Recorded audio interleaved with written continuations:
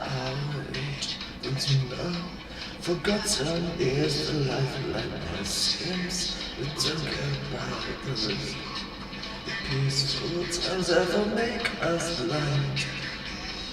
Will not come back, can't be afraid.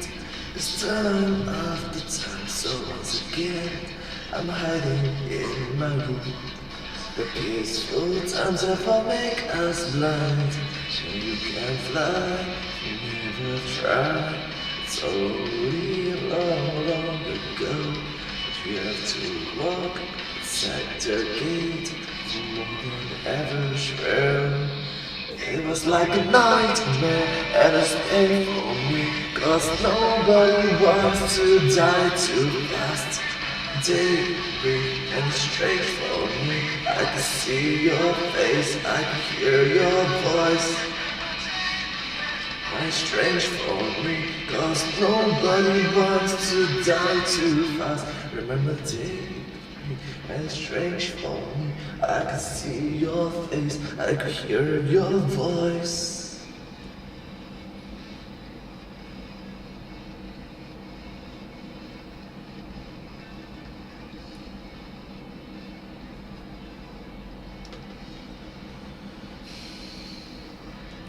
Song for the reluctant heroes who give me your strength, our life so short. Song for the reluctant heroes, I want to be brave like you. Former song for the reluctant heroes, oh give me your strength, our life so short. Song for the reluctant heroes, I want to be brave like you.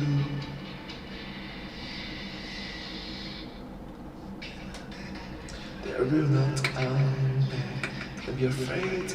It's time after time, so once again I'm hiding in my room. Today, from DNA sequencing to computer compression algorithms and economy crushing, we have fly, never try.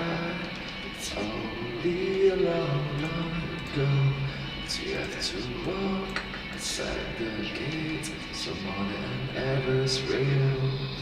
It was like a nightmare and it's painful, 'cause nobody wants to die too fast.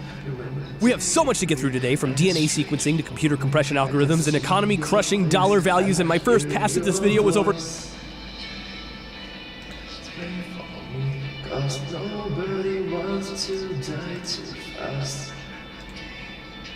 It's strange for me, I could see your face, I could hear your voice.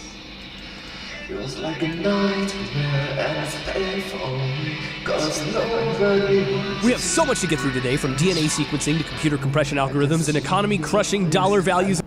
'Cause nobody wants to die too fast. Okay,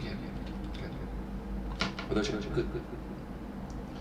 So for the reluctant heroes, give me your strength, all life so short. So for the reluctant heroes, I want to be brave like you. It's like having a mirror reflection. It's very good. It's like mirror reflection. Oh, why? So for the reluctant heroes, hello everyone, it's me.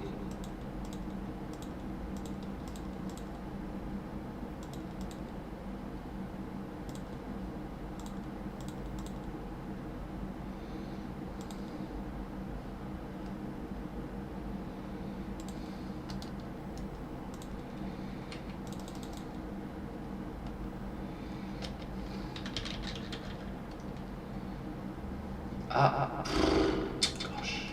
Pokemon. I want to be curious, so I have to add the k at the end. Pokemon.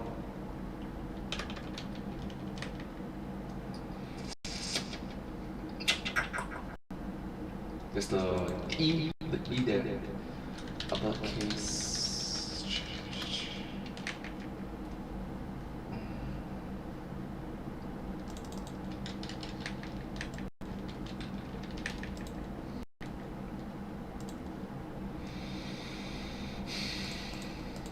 Gosh, it's gonna be so awkward right now. Song for the reluctant heroes. Oh, give me your strength. Our life is so short. Yeah, wait. Actually, this I should sing Pokemon. I want to be the very best. No one ever was. To catch them is my real task. To train them is my goal. I will travel across the land, searching for and wide. This Pokemon to understand. How should I do it? Pokemon.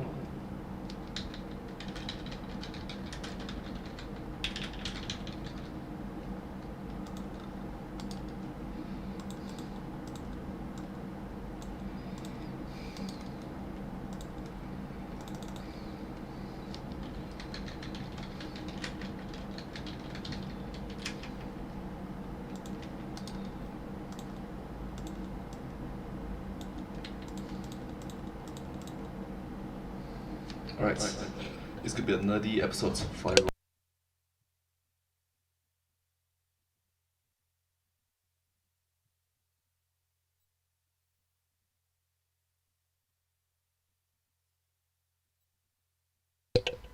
Let's start.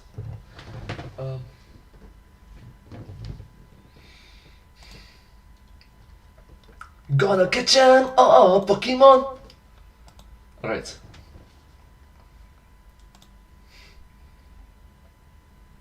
Let's go.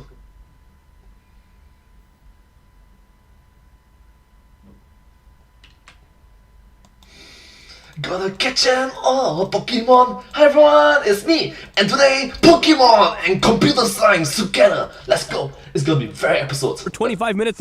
Sorry. Very educational. Gosh, I messed up.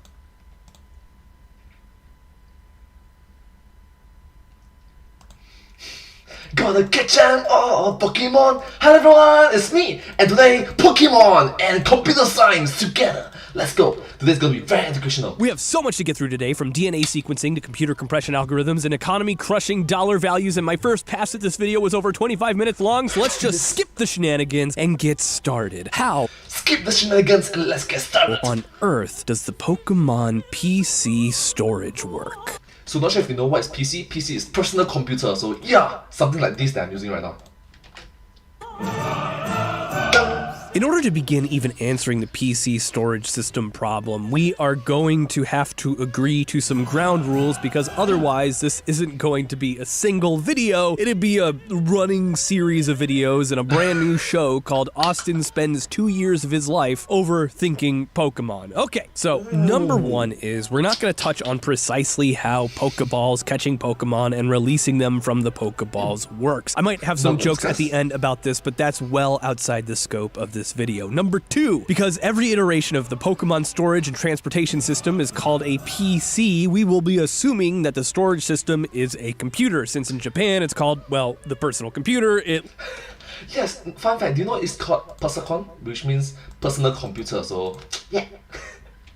Looks like a computer, and it is obviously a computer, and in several versions it has stuff like email in it. It is a computer. Just look at it. I bring this up because, in all honesty, the simple answer There's a monitor, there's a keyboard. I had originally was just, hey, the computer is just the interface, you put your Pokeball in the hole, and it sucks it up like one of those bank teller tube things and deposits the ball in some central storage facility in the middle of the region. Something like a library for Pokemon. Which, yeah, would be awesome, but that is not what we're here to talk about today. So, first of all, what is a Pokemon? A Pokemon is essentially an animal, just like you, me, my cat, my dog. They have magic powers, which is a bit weird, but we're gonna be mostly ignoring that for now. Yeah, so mostly ignoring that as well. So you, me are Pokemons. So, what is an animal? Well, an animal is a collection of organs that are fused together into a specific arrangement. And what are organs? They're a collection of cells that individually perform very specific tiny functions that all add together into a very complex set of functions that are all bound together with glycocalyx intercellular cell adhesion molecules. Fun fact, that's a very long name. Cell is the basic building block of life as we know it on this planet. on a planet Earth. There's a lot going on inside a cell, but the main important part we need from it right now is DNA. DNA. Yeah, he could have mentioned RNA, but it's a whole different topic. So let's continue. Deoxyribonucleic acid. Bet you didn't know the full name of it, right? This is the stuff we are really after because it contains everything that makes an animal itself. DNA is a complex, long molecule composed of a long double helical chain made of smaller sections called nucleotides, all strung together in a row and in pairs. And these pairs are called base pairs. And here I'm in a bit of a pickle. This script got really long because I went into a comprehensive dive about how to store DNA, cell data, and the brain. And here's the problem. DNA, it takes up almost no space on a hard drive. Seriously. At its biggest estimate, it's about... Wait. Before he says, wait, what? 6.0 GB. I thought it's going to be like, what, a few terabytes. 6 gig for the human genome if you store it in 8-bit characters. But in a proprietary storage format, you could use as little as 1.5 if it used 4 bits per base pair, of which there's 3 billion in the human genome. It would use 4 bits because 4 bits in binary lets you cover all 16 combinations of G, T, A, and C, the 4 different nucleotides that make up base pairs. So it's GTAC. It's not Grand Theft Auto. It's all incredibly cool science, but if I'm being honest, the storage requirements barely make a dent in our storage needs. DNA is just really easy to store as data. That's it. I did, however, leave a link to my cut sections from the video that are mostly contextless, so you can give them a read if you want, because it's still really neat stuff. Yeah, right. Note that he mentioned that the original script was 25 minutes long. Yep. 1.5 to 6 gig to store DNA, and now it is time to get to the really hard stuff. Let's get down to business! So we've accounted for the basic instructional code that our Pokemon cells are going to need, DNA, but let's zoom out again on that what makes an animal thing. Organs, which are made out of cells. See, DNA can't account for me getting sick for 2 weeks and losing 5 pounds, nor can it account for a Machoke hitting the gym, or heck, getting a broken arm or an amputation, or years and years of education, which we will get to later. No!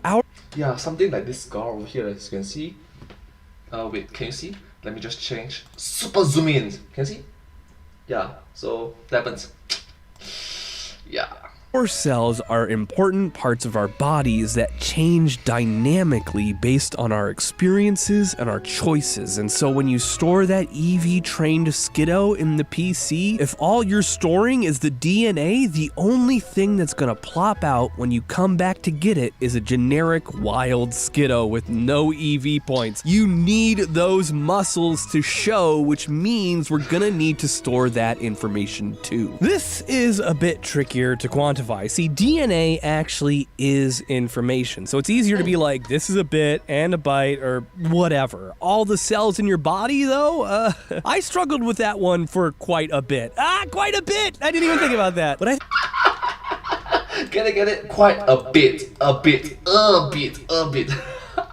That's gonna be funny. I think I came up with a pretty solid method for finding the amount of storage you would need. Fermi estimation. We've gone over Fermi estimation before, but it's a way to get ballpark estimates that get you pretty close to a real answer based on limited information. It's named...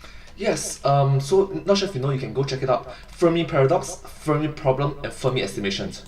It's a good understanding about the world itself. Named after Enrico Fermi, who used falling sheets of paper during atomic bomb tests to estimate blast yields. The general idea is that if you have some information to go off of and you make enough estimates, your overestimates and underestimates will kinda average each other out and you'll get within the ballpark of the right answer. Fermi estimated that a 21 kiloton bomb was 10 kilotons from those sheets of paper, which is either a terrible estimate or an amazing one, depending upon how you look at it. If I'm off by half in this case, I think I'm going to consider it a win. So the human body, actually, let's use a human-like Pokemon. Machoke is pretty close, peak Himbo maybe, but anyway, the human Machoke body has 30 trillion cells in it. Or you can use Mr. Mime instead if you want. Let's Oh, ditto! Double that. 60 trillion. Nah, double it again. There we go. I feel good about that. 120 trillion. Let's say it takes 120 trillion bytes to store cell data. That may not all be individual cells. It could be groups of similar cells. If it's a simple enough system like muscles or bones, that amounts to 120 terabytes. Oof.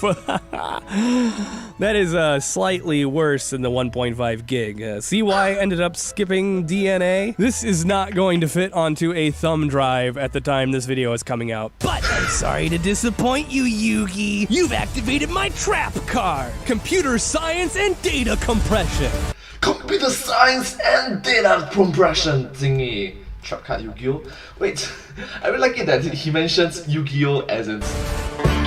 So data compression is absolutely incredible, and even after reading about it for days and trying my hand at it manually, and that's right, you heard me, manually, I've learned to appreciate data compression a lot. Not for the computer chicanery I thought it was, but for the mathematical and processing genius that it actually is. You see, cells in your body and DNA too are perfect candidates for data compression, especially DNA. We're gonna go over the basics of how data compression works, not the actual algorithms themselves, so you can get a sense for how powerful and not magical it actually is. Data compression looks for repeating patterns and makes them shorter. Take this sentence for example. I took a quick pass at it and compressed it from 206 characters down to 134 using a series of replacements that will reference a library of patterns that match to the points upon decompression and put those patterns back in. That's very clever. Let me see what it mentions. Sorry. 34. A quick pass at and makes them shorter. Take this sentence. This sentence is a sentence which says sentence many times within the sentence so that the sentence can be easily compressed for compression's demonstration to demonstrate compression for a science video. For example, I took a quick pass at it and compressed it from 206 characters down to 134 using a series of replacements that will reference a library of patterns that match to the points upon decompression and put those patterns back in. Of course, the library takes up space too, so all said and done, I only compressed it by 10.7%, but that's not bad for a non-computer. And the fact of the matter is, short little sentences like this are generally very difficult to compress by very much at all. But longer sequences, like sequences that are filled with a lot more characters, they have a lot more patterns to find. And bodies have a lot of patterns. You got muscle cells repeating over and over down your arm until they reach your elbow. It's all patterns. In fact, just like human development is one big pattern repeating itself. That's what growth is. Oh, we need more bones. Hit that button that makes the bone 3D printer go. And yes, hit that button to subscribe. Wait, what? Hit the button to grow? Okay. So anyways, do remember to subscribe to my channel as well. Hit that button to subscribe. Thank you. Let's continue. DNA is filled with patterns. There's only 4 different molecules to work with, and a lot of them are highly predictable, especially within the same species. An algorithm designed specifically to compress DNA data could be made easily by people way smarter than me, in all honesty. And the best part about these compression methods is that they are totally lossless, which means you lose no information at all. This is opposed to compressions like JPEG and MP3, and even this video that you're watching, which was uploaded as an MP4, where a little bit of data is always lost and can't ever be gotten back. However, this is not the type of compression you want to use for things like DNA and cell information because it will lead to mistakes. Like, what's just aberrations and artifacts in a JPEG around the edges? Yeah, that's cancer. That's your pancreas not doing whatever a pancreas does. That's your eyeballs being filled with stomach acid instead of aqueous humor. So, yeah, there's no taking this 120 terabytes and 1.5 gig down to like 20 gigabytes or something, but yeah, or else it will be catastrophic, lead to disaster. We try to avoid that, right? Just try to avoid that.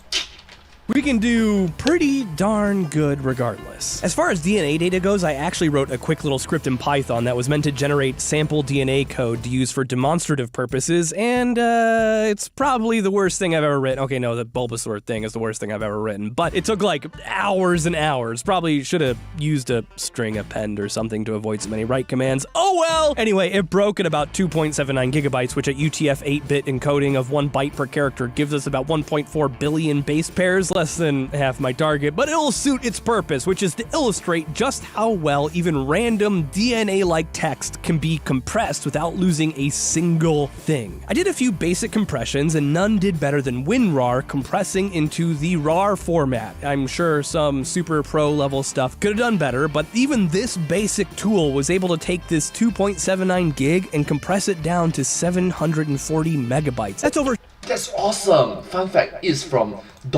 .txt to .rar. So, yeah. 74% compression. You must be saying to yourself, there must be a trade-off. If compressing is so efficient for storage, why isn't everything compressed losslessly? And the answer to that question is actually pretty easy. There is a cost, and the cost is processing time. This file took about 3 minutes to compress and 2 minutes and 44 seconds to decompress. That adds 5 minutes, almost 6, to anything you want to do to it, like open it and read its contents. That is the cost, the trade-off. All magic comes with a price. In any case, taking this same compression ratio and using it on our DNA and cell and organ data, we can take this 120 terabytes and squash it down all the way to just 30 terabytes. That's awesome. That's really awesome. But having said that, I recognize that what I say is true. All magic comes at a price, and this price is time. A lot of processing time involved. Alright, so there, we did it. 30-ish terabytes for your average Pokemon. Are we done yet? Not even close! Because we left out the most important part of the equation, the brain. Sure, you can argue that the cell data was enough to track this, but I don't think so, not by a long shot. Even rudimentary brains are still some of the most powerful singular computing systems on the entire planet. And while we don't have to emulate the processing power of a brain in the computer, we do have to save the memories, skills, and experiences of a Pokemon perfectly. Yes, memory of the brain, not the memory of the computer. It's RAM versus actual memory. Yeah, so different memories involved. Yeah, the more you know. And let's continue. Modern estimates put the Machoke brain at about 1 petabyte of storage capacity. That is astronomical. That is 1,000 terabytes. That means even with 74% compression, heck, even with 80% compression, you're looking at 200 terabytes, plus the 30 from the cell and tissue data, plus 360 meg of the DNA. You're looking at conservatively, bare minimum 230 terabytes and 360 meg required to store a single Pokemon. And that's just like a dumb one like Machoke. Does it get worse than that? Oh yeah! It gets a lot worse. Oh yeah! It gets a lot worse. Oh yeah! Because some genius at Game Freak wrote down that Alakazams, the final evolved form of Abra, Abracadabra, Alakazam! The one with no spoons, with no spoon become there's a spoon. So yeah, the more you know. Have an IQ of 5,000, making them 50 times more brain smart than the average himbo human or Machoke. This boosts the brain storage requirement to 10,030 terabytes and 360-ish megabytes. That's 10 petabytes compressed. That much has to be available for one Pokemon. One Pokemon. Do you know that 10 petabytes, such a big amount, is only used in large companies involved? For one Pokemon only? One? Gosh. One. It'd take the world's fastest ever recorded data transfer speed of 319 terabytes per second over 5 minutes to upload this bad boy. And on top of it, there's 240 slots available in Gen 1 alone, and all the way up to 1,000 in games like Let's Go Eevee and Pikachu, meaning that these boxes, these PCs, they have to be capable of storing anywhere between 2,000 and 400 petabytes to over 10,000, even with data compressed. That's 10 exabytes, which is approximately 0.4% of the entire storage capacity available in the world in 2021. Wait, do I understand? how many companies are there that is capable of doing something like this? It's only a few handful, you know. Google, YouTube, Amazon, Twitch, Facebook, Metaverse, I guess. Is it Metaverse? Meta! It's got Meta. Which is estimated to be about 22 to 2300 exabytes. This is for one person that has to be available. It gets worse when you consider an entire world of Pokemon trainers. Generation 1 alone sold 46 million copies. If, conservatively, they had enough storage space for all those people to fill their boxes with Alakazams, which is likely an underestimate considering the population of the world in 1997 was 5.8 billion and the entire world economy seems to center around Pokemon. If all these players filled their boxes with compressed Alakazams, the PC data center would have needed over 110 million exabytes of storage space, which at $100 per gigabyte, which was the going rate for storage in 1997, would have cost over $11 quintillion to build. In 1997 money, that's 19 quintillion bucks today. If you add up all the people who bought all the games, you get 220 million, and with their associated box sizes, you get a total storage for all the boxes ever made, all filled with Alakazams, of 1.3 billion exabytes of storage needed to store at maximum capacity, all of which has to be available on a dime. That's so much storage required that we don't even have a word for it yet. It's 1,311 yottabytes, and the term for 1,000 yottabytes has two proposed names, Hellabyte and Brontobyte. I'm personally a fan. So it's Hellabytes or Brontobytes? Fun fact, I think he's going to choose Hellabytes because it's it's very big. It's hella big. Of Hellabyte, because it's a hella of a lot of bytes. It's definitely more storage than I will ever see in my lifetime. I might live to see a petabyte hard drive in my home. In the modern day, to store one normal Pokemon, a Machoke, it would take 12 Western Digital 20 terabyte MyBook Duo desktop RAID external hard drives to store, and it would cost you just shy of $9,000. That's the cheapest, but if you're using a data center, which values the terabyte on average at about $750, you're looking at more like 172.5 thousand per Machoke. These values skyrocket to 376.4 thousand to 7.5 million for an Alakazam. For one, a full box of Gen 1 is between 90 million to 1.8 billion. Raise that to 7.5 billion if you can store 1,000 like in the Let's Go games. The cost of being able to store the worst case scenario number of Pokemon that The worst case scenario! Like, oh gosh, if people are really that free, I guess. 1.3 hellabytes from all the games, that'd be $983 quadrillion, which is cheaper than the storage costs of Gen 1 alone in 1997. Why is that? Well, it's because storage prices have dropped by a lot since 1997. This is still way more money than exists in the entire world right now, like period. End of story. And all of this ignores how on earth you convert a Pokemon into storable data anyway. Is this what Pokeballs are doing? Is that why it's so hard? They're trying to tear Pokemon apart at a molecular level to get their genetic information and count their cells, unravel their brain to store it all in some sort of compressed format, and then at launch decompress it all again? That is a really dark interpretation for why the powerful Pokemon are much more difficult to catch. They're harder to decode and read the data from, and the process of ripping their cells apart and then putting them back together again, you're not going to convince me that that does not hurt. Ooh, wow, now that you mention it, it really does sound a bit awkward.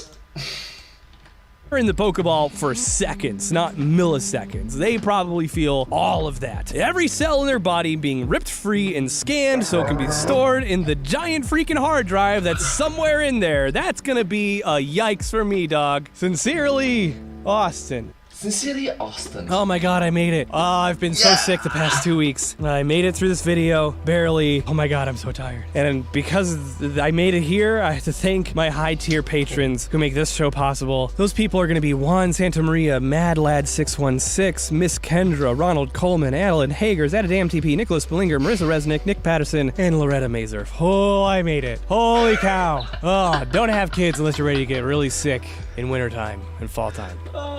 Woof. Wasn't even COVID. Just kicked my butt. Okay, well, anyways, this video has been very educational. And oh my gosh, all the Pokeballs! All the Pokeballs as a DNA! That's very cute, that's very cute! That's very imaginative and very creative as well. That's awesome. That's awesome. I got all these ideas popping out in my head.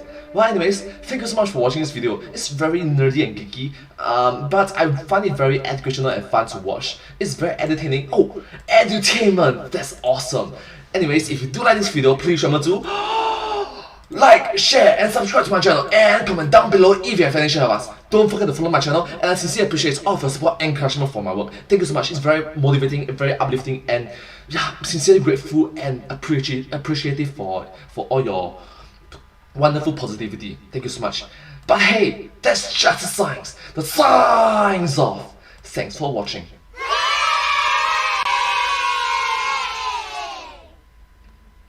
And I hope to see you all in my next video. Thank you all so much. Bye bye. Subscribe. Thank you. Alright. Good. Wow. That was a long video, man. Oh, wow. Okay. End video already. That was a long video. Wow. If it was originally 25 minutes, my goodness. Alright. If it was originally 25 minutes, wouldn't that be very long? Right, I'll react to my next video in my live stream. So, hello everyone in my live stream. How's everyone doing? Thank you so much for coming over to my live stream.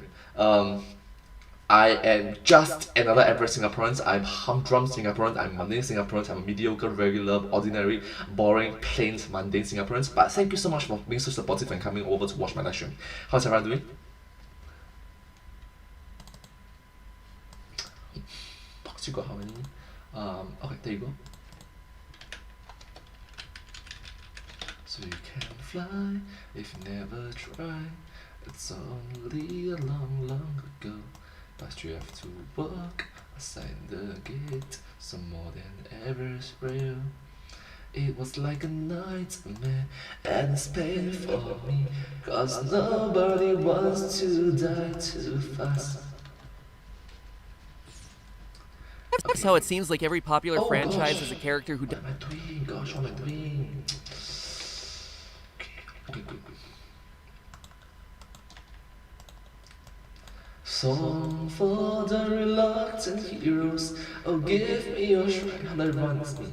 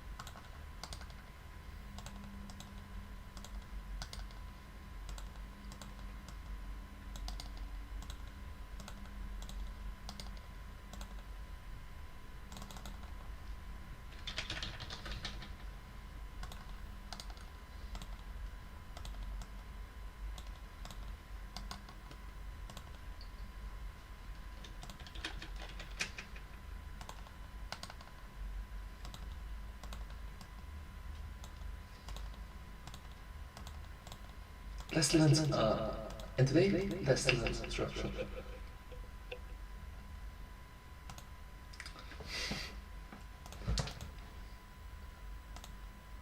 Let's go.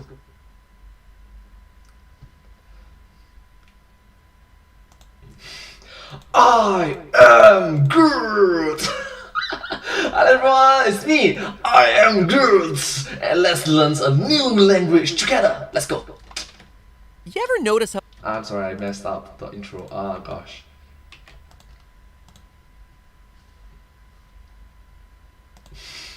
I am Groot! One more time. I am Groot! Gosh. One more time. I should have 1, 2, 3, 4. Right.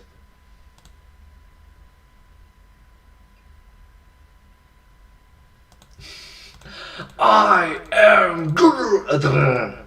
One more time. I am Groot! Hello everyone, it's me! I am Groot! Let's learn a new language together! Let's go! Oh, it seems like every popular Sorry?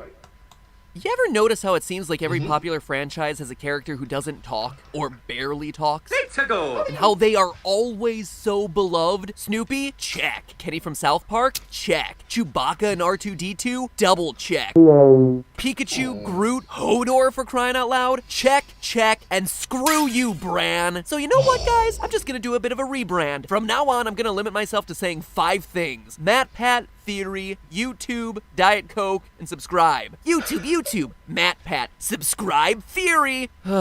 Diet Coke. Aren't I adorable now? Subscribe!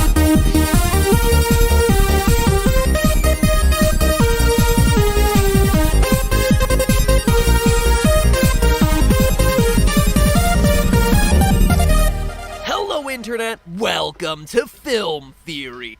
Hello Internet! Welcome to Film Theory! Hello! The show that speaks the true universal language, complaining about movies on the internet. Today, though, I'm not complaining about some cinematic stinker or even ruining a childhood classic. No, today I'm talking Guardians of the Galaxy, which is one of my, if not my all-time favorite slice of the MCU pie. Wait, you didn't know that I love these movies? Did you see the last Guardians of the Galaxy? Huh. I haven't done a Guardians of the Galaxy episode. Maybe it means that even for my cold little dead theorist heart, there are some corners of moviedom that remain sacred. Well, at least until today. And hey, better late than never, right? Chris Pratt, I never forgot about you. No, it's Mario! And you know a movie's good when you have a Pratt-tastic lead, a deadpan berserker who takes everything literally, and a smack-talking trash panda, and none of them come out as the fan favorite of the movie, because as we all know, the fan favorite of Guardians is clearly Groot. No, it's not Groot, it's Baby Groot! I am Groot! We are Groot! He's the Guardian that we all aspire to be. Eco-friendly, laid-back, tree person, a few words. And it's that last part that I want to figure out today. Groot famously says only 3 words. I am Groot! Except when he doesn't at the end of the first movie, spoilers from 5 years ago. We are. And yet, we're supposed to believe that this is a language all its own. Rocket Raccoon doesn't have any trouble understanding Groot's meaning. I am Groot. Uh-huh. I am Groot. That's right. And he's not just humoring the old sap. Badoom-ching! The old sad. Ooh, that's low blow. That's very low blow. Thor says in Infinity War that he took a class on Groot in Asgard. You speak Groot? Yes, the total on Asgard. So we know that this language is not just specific to this one Groot, nor is it only understandable to someone who has been around Groot for a very long time, which is how I first assumed it worked when I saw the first Guardians movie. So anyway, our question today hinges on the reality of a language built around 3 words: I am Groot. I am Groot! Something like that. Would it be possible to have a workable language where you could actually communicate meaningfully with those 3 words? Would it be possible for a human to understand it? And could we, in the real world, learn Groot? We're going Maybe. well beyond Rosetta Stone, Duolingo, and Babbel today, kids. We're talking about talking to trees, and not the kind that'll carry you to Isengard. We can determine how feasible Groot's language is in real life from a few different angles, but they all require just a little bit of knowledge of how languages work and actually give meaning to everything around us. So obviously, vocabulary is one big way that we get meaning. We assign different sounds to be associated with different objects or ideas, keeps everything pretty straightforward. And I have to go to say, this is one of my few favorite episodes because I want to be a hyperpolyglot in the future. And yeah, I really like it, this video.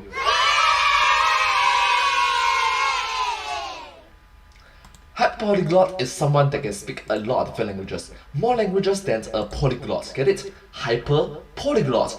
A hyper version of a polyglot. Yeah. word. But it's hardly the only way to tell one object from another. All the ways that we can assign meaning to things around us in language is called linguistic prosody. Prosody refers to the properties of syllables, words, and sentences that can change the meaning of the overall message. Sure, we can change the words we use, and that changes the message we're delivering, but there are lots of other ways to change the message that most of us never even think about. While there is no one standardized list of every category in prosody, the four major elements are pitch, length, prominence, and timbre. Note that MedPat have mentioned that there's no classic, there's no standardized, because literally there are literally tens of thousands of languages. And personally speaking, how many languages can you speak? How many languages can you speak? 1, 2, 3, 4, 5, 6, 7. Why is it all single digits? Or maximum what? 20, 30 different languages? So little. Human history has created tens of thousands of languages, and we only one small fraction of it. What are we doing? Pitch, just like in singing, has to do with the tone or note of how you say a word or phrase. In English, it isn't so much the specific note with which the word is said that changes, like different keys on a piano produce different notes, but more about how the movement of pitch creates different meanings. If I say the phrase, "you don't like Cheetos," with that kind of flat, even tone, you know I'm just saying that you're not into the delicious puffs of processed cheesy deliciousness. But then, without changing any words, I can say the exact same sentence and move the pitch upward at the end to make it a question. "You don't like Cheetos?" Asking whether you like them and clearly implying that you have no taste in snack food. So for me, I would like to say the words, "I am sorry." Or you say, "I'm sorry." "I'm sorry." Sorry. "I'm sorry." It's like, "I'm sorry?" You get the point, right? You get the point. In other languages, pitch can change the meanings of the same word entirely. The best known example is probably Mandarin Chinese, which is a tonal language and has 5 distinct tones. I really like it that he mentioned Mandarin Chinese or Chinese Mandarin, because he recognized that there are multiple different languages in the Chinese language. There are multiple different dialects in the Chinese language. Because me being Chinese, I recognize that there are multiple different dialects involved over time through thousands of years of history. So yeah, really like that MedPat pay respect to these kind of languages, especially when it's so close to my heart. It has a reputation as one of the hardest languages to learn, particularly for Americans. I have to disagree with you, because I can speak Mandarin Chinese very easily. However, there's one language in which I really try hard, but I still cannot do it. You know the one that they whistle? The one that whistle? The whistle. That was a bit difficult. In Mandarin, the word ma can mean mother, scold, horse, or hem, and figuring Ma, ma, ma, ma. In Vietnamese, it's even 6, so... out which one is which depends on 6 identifying exactly which tone is being used. Since I'd probably butcher the pronunciation and get dragged all over the internet for messing it up, I'm gonna let this lady demonstrate. Lots of languages allow for tonal variation, usually just with a high, medium, or low tone, but there are some exceptions. Wobe, a language spoken in Côte d'Ivoire, has as many as 14 different tones. Now, how does all this relate back to Groot? Well, despite the fact that Groot is only using 3 words, tonal variations on those words could very easily give us anywhere from 3 to 14 separate meanings, and then combining those tones together could generate a huge variety of meanings from their combination. And that's just the beginning. Wow, I didn't know that. So, I recognize that 4 different tones in the Chinese language is not a lot. Because I've known languages that can have 6 different tones, 7 different tones. But MedPat mentions 14 tones. That's really something new that I definitely do not know of. Huh. Thank you so much. Sincerely thankful for it. I learned something new. Length is the next type of prosody, and it's pretty self-explanatory. How long a sound is can affect how it's interpreted. For example, you're more likely to take me seriously if I say hey than if I say hey. The elongation of the second one in English tends to imply that I'm either a little drunk or I'm coming on to you. But any elongation or abbreviation of the way that we say a word in English isn't gonna change what the word fundamentally means, just how we interpret it. But in other Let me try this. No. And then it's like, no! It's like, no! For languages, the length can absolutely change the literal interpretation of the words as well, with one of the best examples being Morse code. In Morse code, sequences of short and long beats, known as dots and dashes, are combined to form letters that'll eventually spell out a message. Now, you're not gonna get a lot out of the phrase "I am Groot" if you're thinking in Morse code terms. That's only 3 beats. And it takes a full 18 beats in Morse code just to say Diet Coke without even adding hashtag not sponsored. On the other hand, it would be perfectly feasible that there's a difference in meaning between I'm Groot. and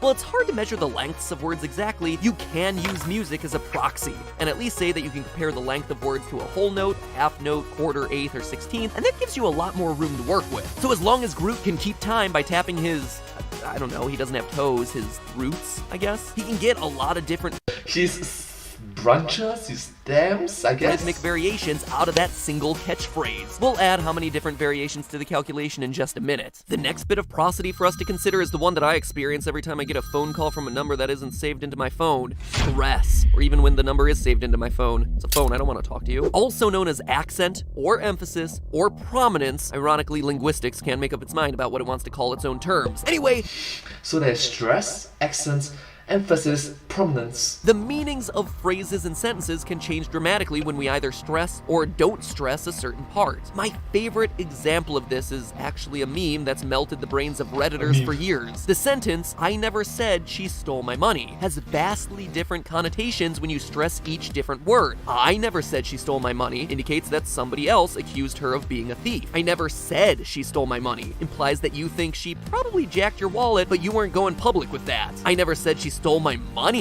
means that she stole your bike, or your heart, or your Netflix password, and so on and so on and so on. This Oh, Netflix password. Ouch. one is pretty binary in that you can stress a word or you can leave it unstressed, but that Well, Netflix password is the Squid Game. still multiplies the number of ways Groot can say "I am Groot" by a factor of 8. I am Groot. I am Groot. I am Groot. I am Groot. I am Groot. I am Groot. I am Groot. I am Groot. 8 different varieties. Thank you, ladies and gentlemen. Vin Diesel, eat your heart out. And the last Oh my god, that's so classic and so adorable to watch. It's very enjoyable. bit of prosody we're discussing is timbre. Talkin' timbre of a talkin' timber, am I right? Oh, the dad jokes are just coursing through my veins today. Oh gosh, from Mad Pad become That Pad. Timbre is the hardest of the prosodic elements to define because it's pretty subjective, but in layman's terms, it's the sound quality that's being produced. This can get super technical if you start using terms like micro-intonation, prefix, and spectral envelope, but we all experience timbre in ways that are easier to describe, like vibrato. There's certainly a difference between saying Groot in a normal voice and modulating it to Groot. And then you've got things that are hard to quantify but easy to differentiate, like sound quality. Like in Dumb and Dumber, Jim Carrey's most annoying sound in the world. Okay, cut it. That's enough. The most annoying sound in the world is just a note that is obviously going to sound a lot different from the same note played for the same length at the same volume from, say, an oboe. One sounds like music, and the other one sounds like a goose being shoved through a paper shredder. Fun fact, in college I took a voice class that focused heavily on timbre. Our professor made us develop a voice called the Hollywood voice. Let me try the Hollywood voice. Hollywood voice. Literally spent a semester trying to talk like hollow wood. Also, metal voice, metal voice. There it is. That's what I did for an entire semester. What? For entire semester? Okay. Let me try. Better voice.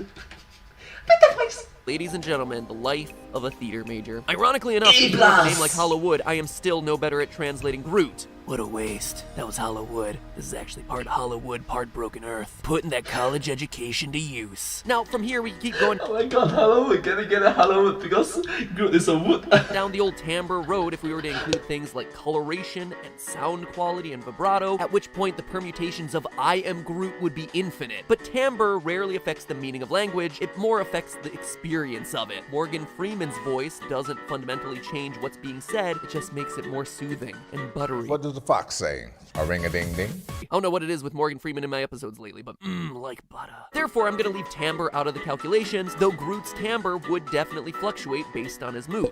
I agree. If the mood is good, if the mood is bad, positive, negative, it really changes a lot of variables. I'm Groot. I'm Groot.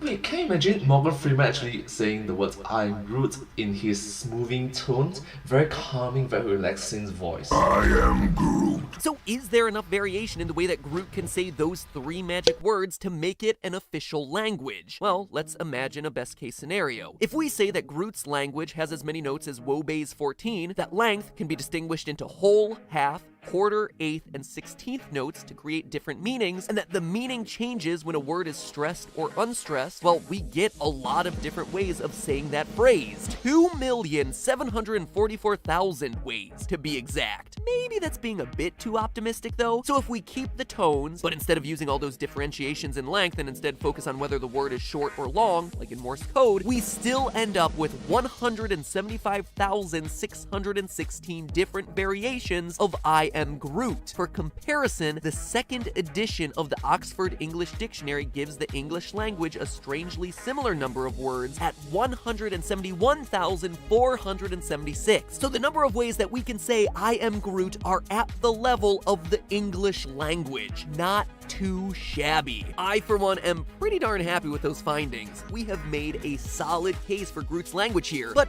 I can see you arguing that this can't actually work because there's no real-world language that works this way. No language just works with 3 words and just modifications in tone and rhythm and stuff. There's no proof. And, you know, that's a reasonable complaint, or at least it would be if it were true. The fact is, plenty of languages exist with limited vocabularies. The created language Tokipona only has 123 different words, and while it relies on creating compounds to create more complicated ideas, much like German does, it's able to express a lot of complex thoughts. But that's a manufactured language, not a language with any native speakers, says you, the stickler who should really stop watching my videos and just start cashing in on your vast trivia expertise. Yeah, so instead of seeing all this negativity involved, why not be positive and try to learn something new? Having growth and improvement is always good to benefit you and for me and for the entire human race. Let me try. For you and for me and the entire human race. Yeah.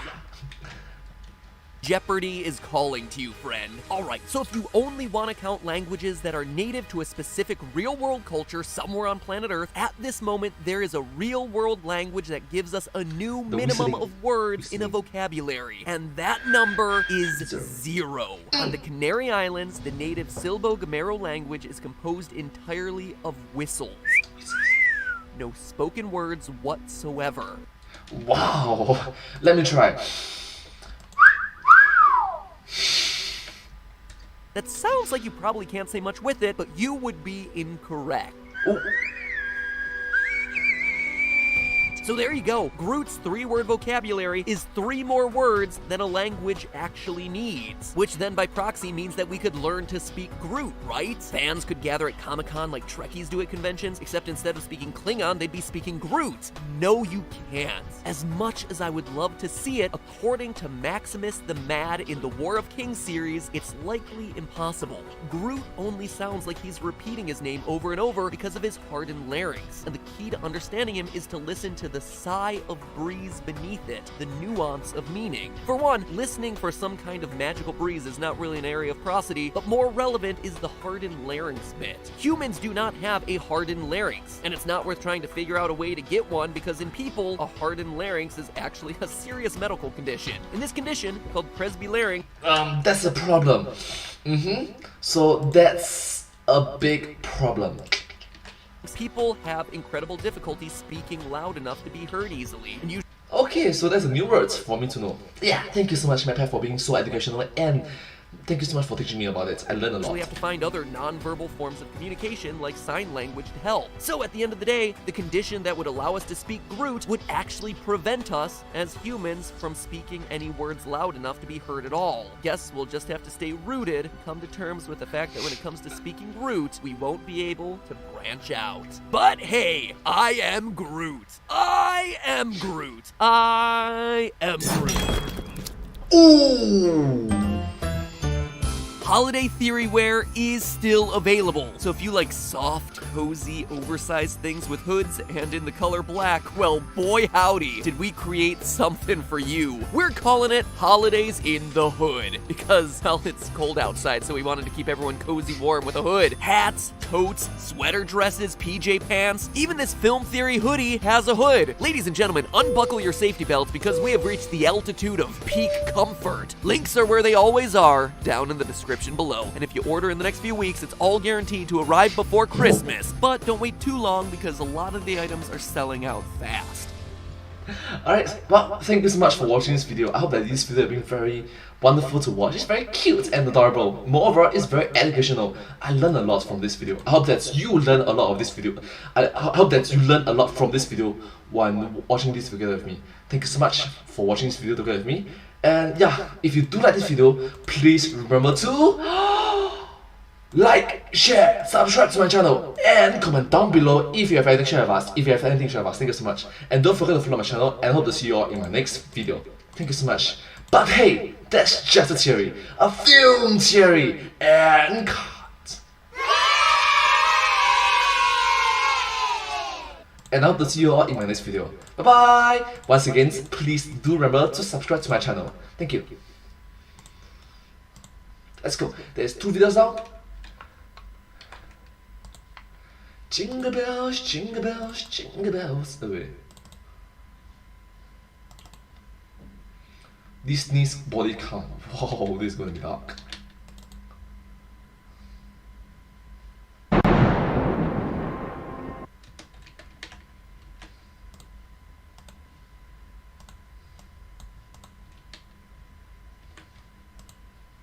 And also, any kids, thank you so much for coming over to my live stream. Thank you, and being the first individual who comment on my live stream. Thank you so much. Let's go. Hello everyone, it's me, Disney. Sorry, and today.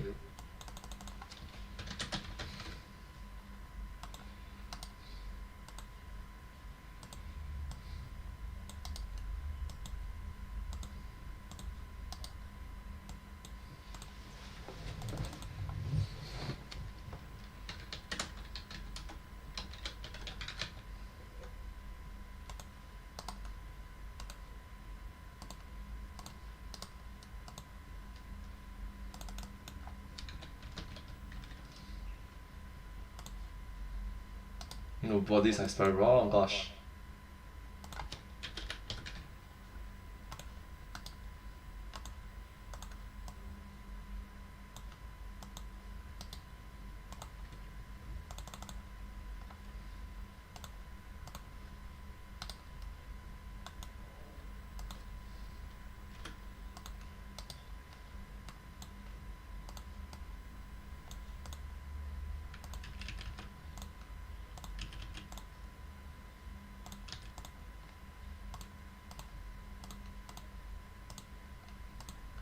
Let's go.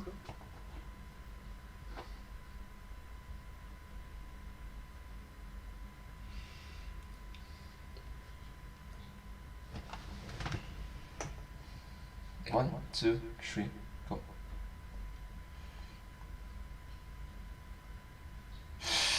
Hey! Hello everyone, it's me! And today we are counting bodies! Yeah, Disney bodies together.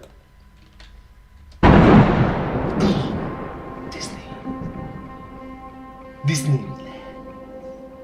Pat, back for more, eh? Haha! I thought you had had enough after all that princess nonsense. You're right, Mickey. I may have already proven that you're a hypocrite cashing in on women's empowerment, but this time I'm out to go one step further. I'm out to show the world that you're not just a money grubber, but also that you are one murderous mouse.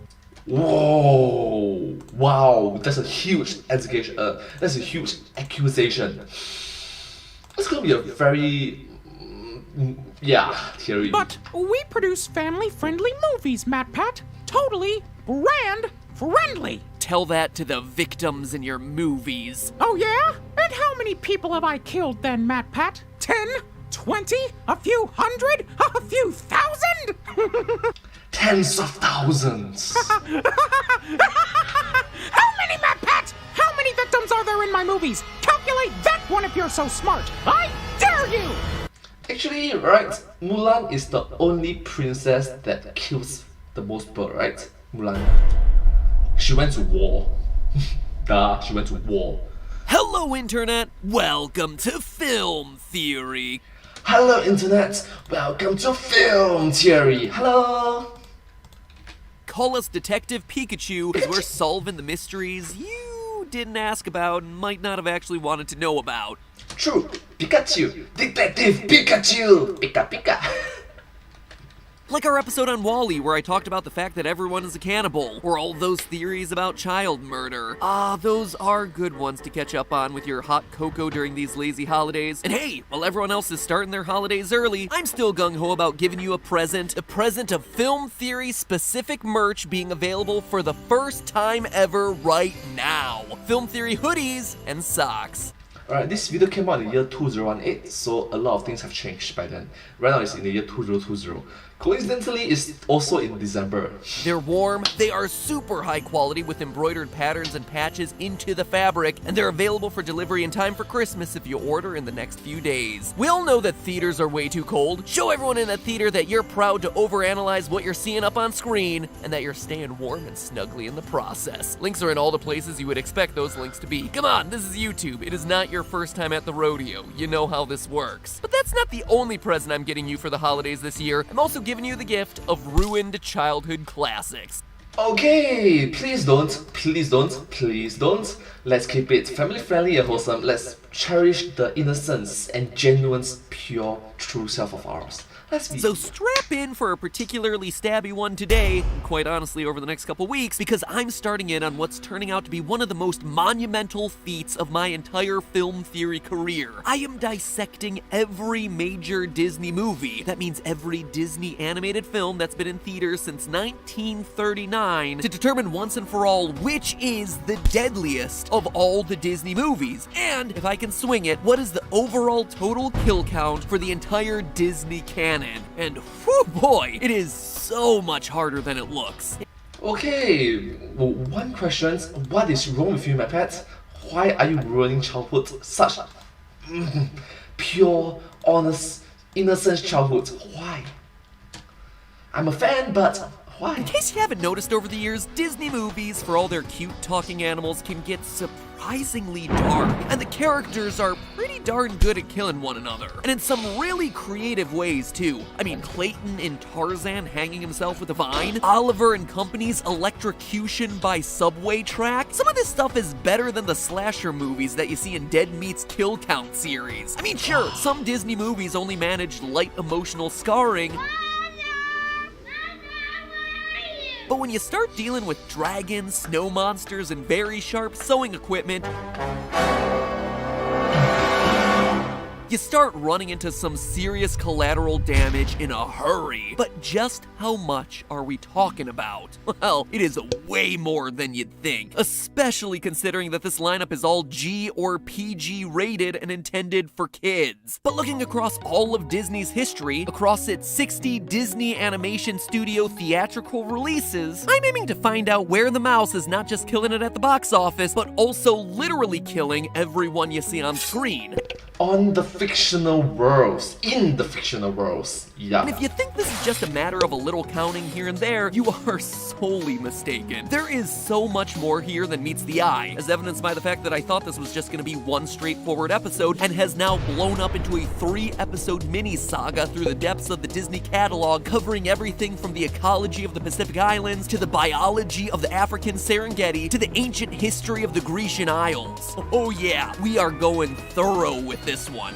Oh my gosh, it's going to be a trilogy! Something like Spider-Man trilogy lah.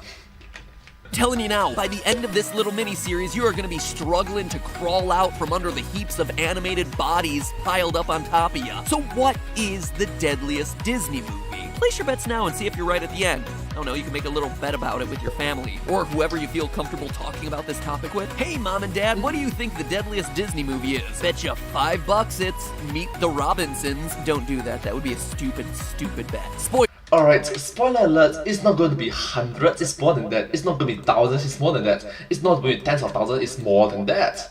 A lot more than that. I'm going to place it on maybe Simba. or maybe the Titan, then the Greek, or maybe Moana, or Mulan as well. Spoiler alert, it is not Meet the Robinsons. Lion Like I King. said, approaching Dinosaurs! the concept of the most deadly Disney movie is deceptively complicated. Little Mermaid? Take, for Yeah. instance, this rabbit, and this rabbit. They're all the same animal across 3 different movies, but would you count them all in a death total if they died? One is the white rabbit from Alice in Wonderland, one is Thumper from Bambi, and one is just, I guess, like one of Snow White's supportive woodland friends. They're all alive, they're all cute bunnies, but for the purposes of this theory, they don't all count. And this is where we have to lay ourselves some ground rules. Should we count the rabbit who carries a pocket watch because he's wearing people clothes? What about the one who defends Bambi in his time of crisis? For this theory, I drew the line around sentience versus non-sentience of the characters' deaths. Oh, it's not just living being and non-living being. It's not just animals and non-animals. It's sentient and non-sentient. You and I are different.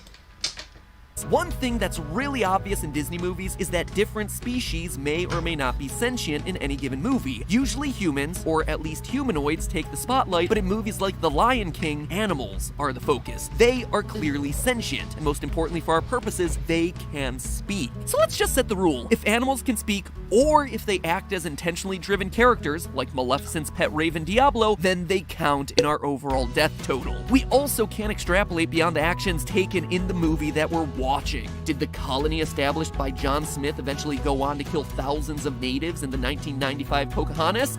Yeah, absolutely. But that doesn't happen during the runtime of the movie because we can't have that hunky white guy lose, right? Oh, so even though we know that it's gonna happen, no matter what, we still can't include it because it's not within the screen time. Okay. It's limiting a lot, but okay. Understandable. Sentient beings during the entire runtime. Okay. So he gets a pass, at least in this context. History would beg to differ. And finally, we can only count kills that are actually caused by the characters in the movie. For example, in Hercules, we can't count the actions taken off screen by Hades in his normal role as god of death, since he's just presiding over the people who are dying as usual. Instead, we can only count the actions he takes directly against Hercules and the other gods. Also guys, no sequels. There is nothing less satisfying than coming out at the end of one of these really long analyses only to find out that Cinderella 3, A Twist in Time, actually kills the most people, because it creates this time paradox that threatens to destroy Cinderella and her entire kingdom. That takes Ralph Breaks the Internet and Rescuers Down Under off the table. Yeah, just take my word for it, guys. We're all dodging a bullet by sticking only to the original in-theater releases. We're already covering 58 other movies, and these are long episodes. This is a very long episode. When he even mentioned it beforehand, it's going to be 3 episodes, trilogy. So maybe if you like this concept, we could do another tournament of the sequels or Pixar movies or whatever, just later. I need a Disney break after this one. So with our handy-dandy rulebook established, we're ready to face death head-on, or at least in our Disney movies. Our first task is to carve up our 58 contender movies into more manageable categories to see who has a fighting chance, or should I say a dying chance, of claiming the ultimate title, Disney's Deadliest Movie. If you look Okay, so it's a title in which not really that good, I suppose.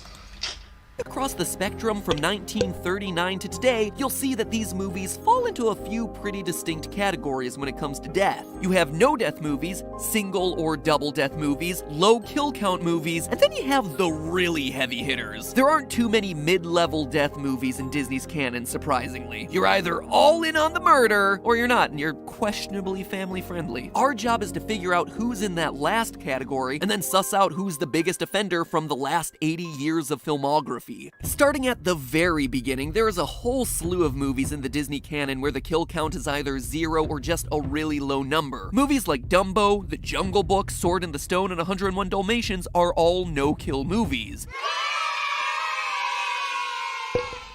Okay, I didn't know that, so yeah, no one died. No sentient being died.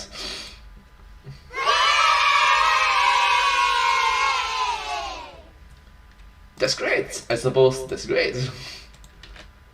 are Robin Hood and the feature films of Winnie the Pooh. In our no-kill films, the antagonist is usually thwarted in some comedic way and then just kinda gives up their evil plot. Cruella de Vil from 101 Dalmatians, car wreck and just gives up. Also, while we're talking about it, I'd be remiss if I didn't play this gem of a line from 101 Dalmatians. Crazy woman driver. It's great. Old school Disney was so inappropriate. Shere Khan from the Jungle Book, also, Fire on Tail, just gives up. Or Yep, those two events are really inappropriate, not proper. quite frankly, there's just not enough movie there to have time to kill anyone off. Man, a lot of these movies are a lot shorter than I remember. What's that one supposed to mean, you ask? Well, I'm talking about the Disney movies you probably haven't seen or even heard about from Disney's forgotten decade, the 1940s. The reason it's the forgotten decade is probably because during the 1940s, a large portion of Disney's writing and animation staff were drafted into World War II, sometimes leaving their stories half done or half animated and making it necessary for whoever was left in the studio to cobble together a feature film from whatever was left. Which is unfortunate because it is literally during wartime. People were actually dying on a daily basis. Movies that came out during this time kind of had plots. They had little to no dialogue and are sometimes even just repurposed pieces of animation that were left over from other movies while everyone else was out supporting the war effort. This is why so many of these no-kill movies are musical reviews featuring questionable live-action segments of Donald Duck sexually harassing women and totally uncomfortable race relations. It's interesting to note here, too, that the drafted Disney animators weren't trading in their pens for guns. They weren't out on the front lines fighting. They were actually still wielding their animator pencils. They were still developing films using the exact same skills they used at Disney, only now they were drafted into making propaganda films for the war effort. In fact, For the war effort. if you want a really fascinating watch, check out Victory Through Air Power, an official Disney release that outlines the history of air combat, which in and of itself is fascinating, but also was one of their first major propaganda films meant for public consumption. I just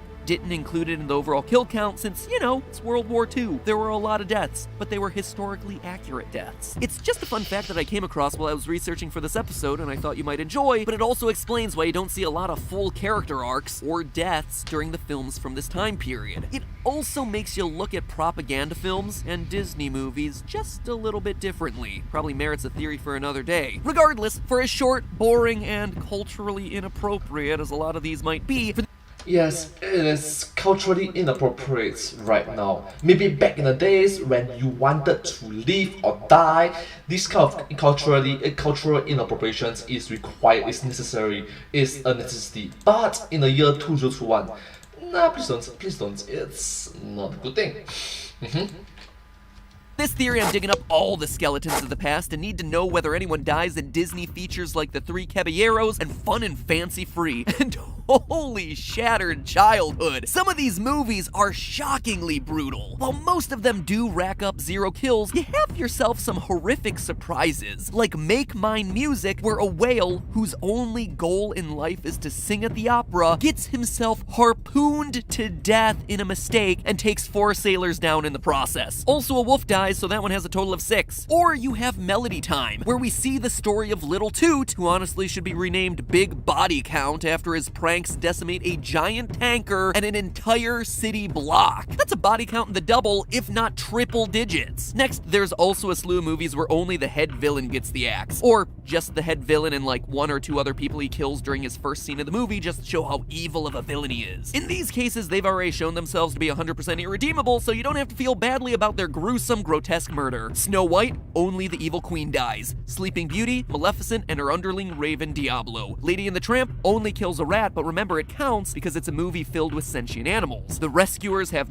Rats, sentient animals in the movie. Medusa, who is just a recycled version of Cruella de Vil. The Great Mouse Detective has Ratigan, an underling, and 2 of his henchmen, and Peter Pan loses 2 pirates. Surprisingly not Captain Hook, so yay! Despite the fact that there's still like dozens of other murderous pirates running around Neverland, and also killer mermaids, if you know the source material. Other Yeah, that's not... that's not... notable mentions from this category: Snow White singing With a Smile. all your cares fly away right after her attempted murder. Like, I've heard of the power of positive feelings, but geez, you might want to take a couple minutes and process what just happened to you, Snowy. Also, coming from the dishonorable mentions of this 60 movie spree, Fantasia 2000, which only has one death, a shockingly handsy Jack-in-the-Box, but also features the single most absurd moment in all of Disney animated canon, a sequence of Donald Duck on board Noah's Ark. Like 2x2 animals, and then there's just Donald Duck. Noah literally reaches out to Donald Duck saying, come aboard my biblical ark? What? And that's already after you've had scenes of flying whales and Penn and Teller's cringy magic hand bits. I mean, if you have never seen Fantasia 2000, this movie is like the hottest of hot messes. Alright, it's a mess, a big mess, a hot mess, the hottest mess. Last things to call out here real quick, because I know I'm going to hear about them in the comments. Tangled, yes, we see a huge dam break, but it's in a secluded area of the wilderness, and everyone swept away by the water ultimately resurfaces later, so there's only one death there, and that's Mother Gothel at the end. Also, Wreck-It Ralph forced me to think through my rules, since we see thousands of cybugs die, but remember, they're not sentient, so they don't count. Also, we see Sergeant Calhoun's husband die in a flashback, but remember, she is just video game code, meaning that her husband never actually existed as a program in the system. So only one death there, which is the big bad of Turbo, who died in a video game that wasn't his, and therefore he is just outright dead. No more continues for him. Tallying up the Disney films with just a single-digit death toll gives us 41, which leaves us 17 left to cover. But this is where things start to get difficult. It seems like it should be just an easy task to go through and count dead bodies, but in a number of these cases, the analysis starts to get pretty complex. Like Frozen, we see Anna and Elsa's parents die in a shipwreck, but how many actually bit the dust in that scene? I mean, sure, we see a third person welcoming them on board the ship, but clearly there needs to be more crew on here than just him. When you do the research, technically there's probably about 33 deaths total. Okay, and note that Frozen and Tarzan maybe have a same universe together. So there's a shipwreck from Frozen equals to a shipwreck of Tarzan? Huh, that's really interesting. Then do you count the parent as alive or dead in Frozen? In Frozen, obviously the parents and Marshmallow, who does count because if Olaf dies, you would probably count him, so Marshmallow should also count. But also there's the crew of 30 people that it would take to man a Hulk ship of that size from that era. And that's just the tip of the iceberg. How about Bambi? How do you calculate how many woodland creatures die in that movie's forest fire? How about how many antelope deaths is Scar responsible for in The Lion King? That fulfills all our rules. How many Huns did Mulan kill? How many lives did Ursula destroy in her Little Mermaid typhoon at the end? The answers involve a mix of history, art, and computer science. So stick around, because who makes it to the deadly finish line and how we crown the winner is likely to be a bit surprising. Oh my gosh, I really like it using the Game of Thrones reference to see who kills the most last. The next episodes are already written and ready to go, but in the meantime, you should let me know which movie you think is gonna come out on top in the comments. The next part should be out in just a few days. I know, it's a cliffhanger. You can murder me in the comments. It'll just add one more to that kill count. Haha! I am slaying myself over here. You see, now you want me to stop. So until next time, remember, that's just a theory. A film theory. And cut. Candle always land on her feet. That's very cute. Well, anyways, thank you so much for watching this video together with me. This is a trilogy, so hopefully you can continue watching part 2 and part 3 together with me as well. It's gonna be something. It's gonna be unique and special, so let's stay tuned to it. Let's watch more of the videos. And remember, this video came out in year 2018, so a lot of things have changed over time because right now it's in the year 2021. Anyways, if you do like this video, please remember to like, share, and subscribe to my channel, and comment down below if you have any share of us. Don't forget to follow my channel, and sincerely appreciate all of your support and encouragement for our work. Thank you all so much. Sincerely grateful and appreciative for all your supports for it.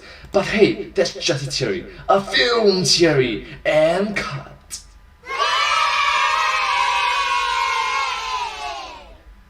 And I hope to see you all in my next video, and also part 2 and part 3 lah. So yeah, thank you so much. Thank you. Subscribe. Alright, there's one more video down. Oh, the rain stopped. Yeah, the rain stopped.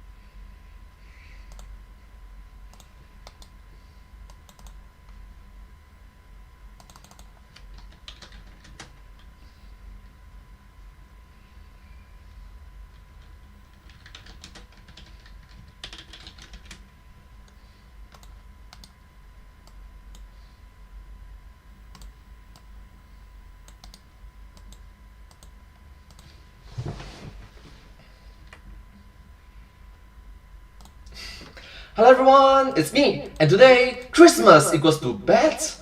Is it horrible holiday? Worst time ever? Right, let's find out.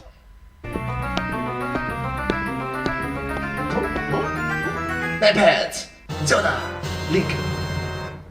I may be out of line asking logical questions about a Dr. Seuss story, but I gotta ask one that's been bothering me since I was very, very young. Oh my god, MadPat looks so cute and adorable and young, wow.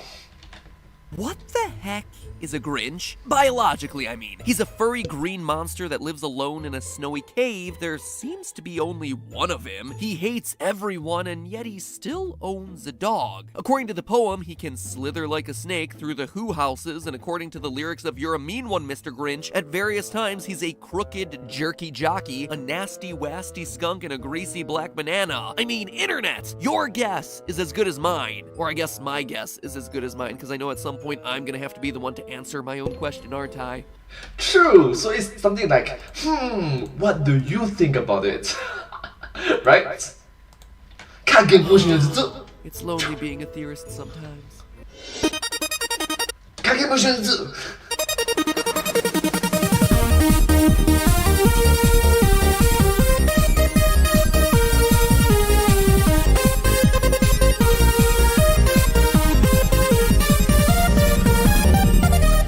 Hello, Internet! Welcome to Film Theory!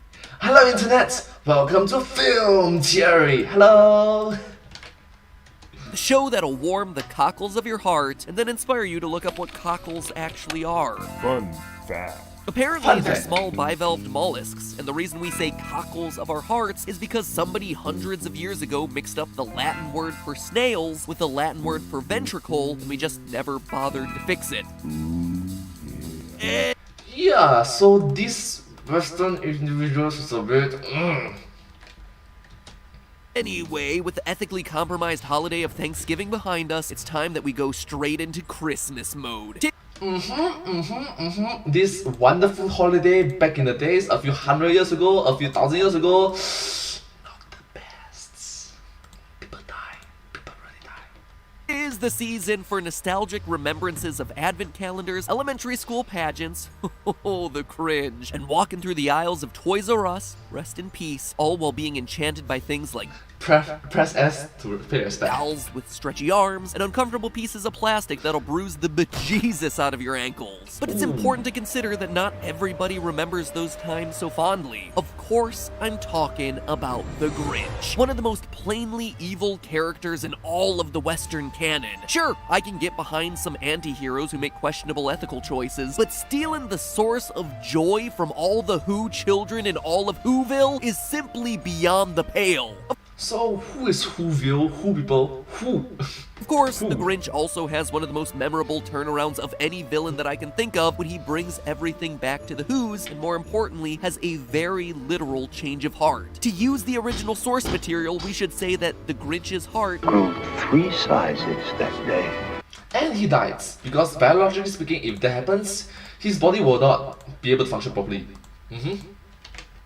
Now, I'm not sure what old Doc Seuss meant by 3 sizes. Hearts don't come quite as standardized as khakis. But by the looks of that visual representation, the only Christmas miracle here is if the Grinch's heart doesn't crack a rib. But the question I have today is how much of this is a tall Christmas tale and how much of it could actually happen? Could the Grinch survive his heart growing 3 sizes? Or is the end of How the Grinch Stole Christmas an awful lot like the middle of Alien? Was it really the Christmas spirit that made his heart swell, or is there something else to blame? Is the end of one of our all-time favorite Christmas stories a tragic disaster? So it might be, maybe, a tragic disaster. Worst time ever for him, worst time ever for people that experience similar situations. Instead of a heartwarming tearjerker, all coming up on this episode of Grinch's Anatomy, where we're gonna need 50 cc's of theorizing stat. If we're gonna consider the ramifications of the Grinch's heart suddenly going where no heart has gone before, we have to first consider the state his heart is in. We're told right off the bat that the narrator believes the reason the Grinch hates Christmas is that his heart is 2 sizes too small. 2 sizes too small. It might seem like that should be enough to kill the Grinch outright, but tiny hearts are indeed a thing among human beings. Since the Grinch talks and stands upright and owns a dog, we are, for the sake of simplicity, gonna compare him to a human being when it comes to whatever crazy heart condition he has. So, with human organs, with human intestines, functional, important intestines, organs. Small heart syndrome is a relatively uncommon and uncreatively named condition that results in low oxygen levels in the blood and a tendency towards extreme fatigue, even after normal levels of physical activity. Research also shows that having a small heart makes it vastly more likely that the individual will have chronic fatigue syndrome. I know I'm starting to sound a bit like one of those minute-long commercials that come on during The Price is Right, but trust me that I'm going somewhere with all this. Chronic fatigue syndrome, or CFS, makes you feel constantly tired, puts you in a sort of mental fog, gives you sleep problems, poor circulation, and makes you more sensitive to external stimuli like noise. We can see from his general Grinchy shape that the Grinch is definitely skipping leg day, and arm After leg day, and ab day. So we definitely have evidence pointing to fatigue and lethargy, and all that stuff about poor circulation, which would cause cold hands and feet, may explain why the Grinch bothers to wear shoes, but neglect pants. The real clincher here, though, is that not only does chronic fatigue syndrome factor into the Grinch's small heart, it also perfectly explains why he hates Christmas in the first place. His rationale is mentioned casually at the beginning of the movie. There's one thing I hate. All the noise, noise, noise, noise. If the Grinch has trouble sleeping in the first place due to his chronic fatigue syndrome, which also then makes him particularly sensitive to noise, I gotta say that I kind of feel some sympathy for the poor guy. Not only is he a societal outcast who lives by himself in a snowy cave, but he's got himself a chronic condition, and the only people he ever gets to see love to make a big hootenanny and make his life even more miserable with their cheerful sound. So, understandably, these human beings are not the best human beings. I'm very glad that in this current society that we live in right now, in the year 2021, we started to be more open to individuals who look different, who smell different, who behave differently as one of our own. Because ultimately speaking, we are all just normal human beings. We are all unique and we are all special. Yes. Be more accepting and more understanding. Be welcoming, respectful, and polite about it. And it's not like he's trying to kill all the Whos or burn down Whoville or steal their stuff on a regular basis. One time, on one day of the year, he just wanted to not be made miserable and have his health problems exasperated. And all of a sudden, he's this terrible person for life. Call me Grinch, Pat, but I think that the Grinch's actions are actually kinda defensible. I mean, Yeah, quite justified. One day out of 365 days. It's quite understandable. Like you, I can definitely say you are definitely will not within the year 365 days. I'm pretty sure you do not like anybody for like more than 2 days, 3 days, 4 days a week. Yeah, there'll be days in which we feel like everybody sucks. Everybody is just horrible. There'll be days that it happens. That just makes us who we are. Yes. And if you judge that person by that one days of mistake, instead of all the rest of the days of good positivity, it shall be changing that. What is wrong with you? trust me, as the father of an infant son, I have a newfound understanding of the desperation for a good, quiet night of sleep. Whatever that is, I can't even remember anymore. And let's not forget that the Grinch doesn't even succeed at stealing Christmas. He feels guilty and gives it all back. Why do we hate this guy? I mean, they don't make supervillains out of people who are guilty of attempted murder, so why is this guy the worst when his only crime was attempted holiday theft? Because of a plot. Have to move the plot forward. That's unfortunate. Could it be unfortunate storytelling? that the Grinch is actually the hero of Christmas? No, clearly not. And even if he was, that would be for a very different episode. Stay focused! So, the TLDR is that the Grinch has chronic fatigue syndrome and a teensy ticker, with the elevated heart rate and blood pressure that goes with it. So what does it mean for his prognosis when his heart suddenly plumps up like me after 3 rounds with Thanksgiving turkey? Well, it depends on what's going on, but the most likely explanation is that the Grinch has had a heart attack and a subsequent myocardial myocardial rupture. I know, old cartoons are very scary, especially from a medical perspective. So what does all of that mean? Well, when this happens, it means that one of the valves in his heart bursts open, letting all the blood that's very carefully regulated in and out of your heart rush in until the pressure equalizes. That's okay. We're going to touch on some medical field stuff. So yeah, let's go. And that might sound like an extreme leap for a green Christmas monster, but tons of details in the story line up with this sort of diagnosis. Let's start with the fact that, again, due to his chronic fatigue syndrome, the Grinch is indeed pretty out of shape, even if that big Grinch wagon is doing just fine. And yet all Christmas night he's been running around from house to house, climbing up and down chimneys, javelining Christmas trees around, all while carrying the presence of the entire town with him. His muscles are going to be exhausted, and that includes the muscles in his heart. But then we get the clincher, the sequence when the Grinch's sled almost runs over the top of Mount Crumpet and he sees the error of his ways. He finds the Who resilience charming, and so he sprints up the rest of the mountain, a mountain we are expressly told is 10,000 feet high. 10,000 feet up. Up the side of Mount Crumpet, he rode with his load to the tip-top to dump it. Grabs the sled loaded with about 8 tons of presents, and then his heart grows 3 sizes to the point that it looks like it should explode out of his rib cage. While this may all look like he's just moved by the spirit of Christmas and Moved by it, but wait, what do you mean by his heart grew? Metaphorically or physically? reality, he's just moved by a lot of neurotransmitters. Nothing to take that magical feeling out of the holiday season like explaining it away with biology. I know how to have myself a good holiday. You see, when the Grinch notices the sled starting to go over the top, he's gonna have himself a moment of panic. You know, that sinking, jumping feeling in your stomach when you realize a big problem, or you have yourself a bad surprise. That feeling is adrenaline and noradrenaline coursing through your body. High levels of those hormones are the ones that are gonna give you that dizzy, excited feeling, while also allowing you to run faster, or suddenly gain super strength in a moment of extreme need. Those are the burning passion inside your body. the stories that you hear about parents lifting cars off their children, people racing long distances to escape danger, or in our case, rescuing a town full of Christmas presents from the edge of a cliff. In this moment, he has, to quote the movie, found the strength of 10 Grinches, plus 2. Unfortunately, the other thing that a large sudden spike of those hormones can create is a massive heart attack. In particular, the sudden stress may cause arterial plaque to dislodge and clog up the heart with a blood clot. This itself isn't going to cause the Grinch's heart to explode, but it does give us a pretty good explanation for what we see in the cartoon. Myocardial ruptures, which cause the heart to swell up, almost always occur in the aftermath of a heart attack. A cardiologist from Johns Hopkins named Dr. David Cass actually discussed what could have caused the Grinch's heart to grow 3 sizes quickly. And Wait, what? Wait, what? You're trying to tell me that an actual expert in the medical field actually tried to reason it out. This... okay. This is just a fictional cartoon scene for children, come on. one of his possible diagnoses was a ruptured valve, though he ultimately rules it out by saying that the Grinch wouldn't have felt so good when it was happening. You're not going to be handing out lots of presents and, being cheerful. So that part didn't really fit so much. But let's consider how the Jim Carrey version of the Grinch reacts when his heart is growing 3 sizes. Roll the tape!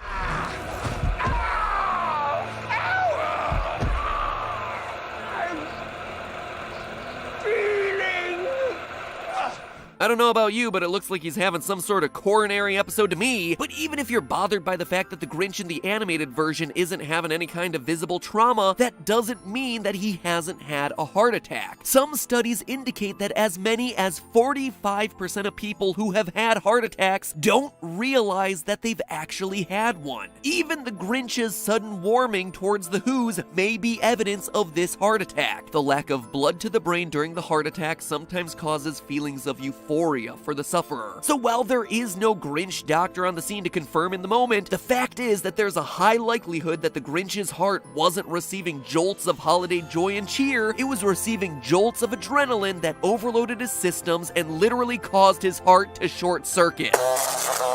So then what happens? Well, now the Grinch's heart is blowing up like a balloon, but he'll probably be fine. right? Christmas spirit and all that? Well, it depends on how severe the situation is. True, it depends on how severe the situation is. And also, it's a bit not appropriate. But it ain't looking too great. Up to 82% of people who experience some form of cardiac rupture will die within 2 weeks if it isn't noticed and treated immediately. If the rupture is severe enough that it breaks through the wall of the left ventricle, and judging by the visuals, that heart is breaking through every wall that's remotely near it, the mortality rate jumps up to 100.0%. Thanks, by the way, researchers, for including that 0.0 in there for emphasis. 100%, 100.0% to emphasize.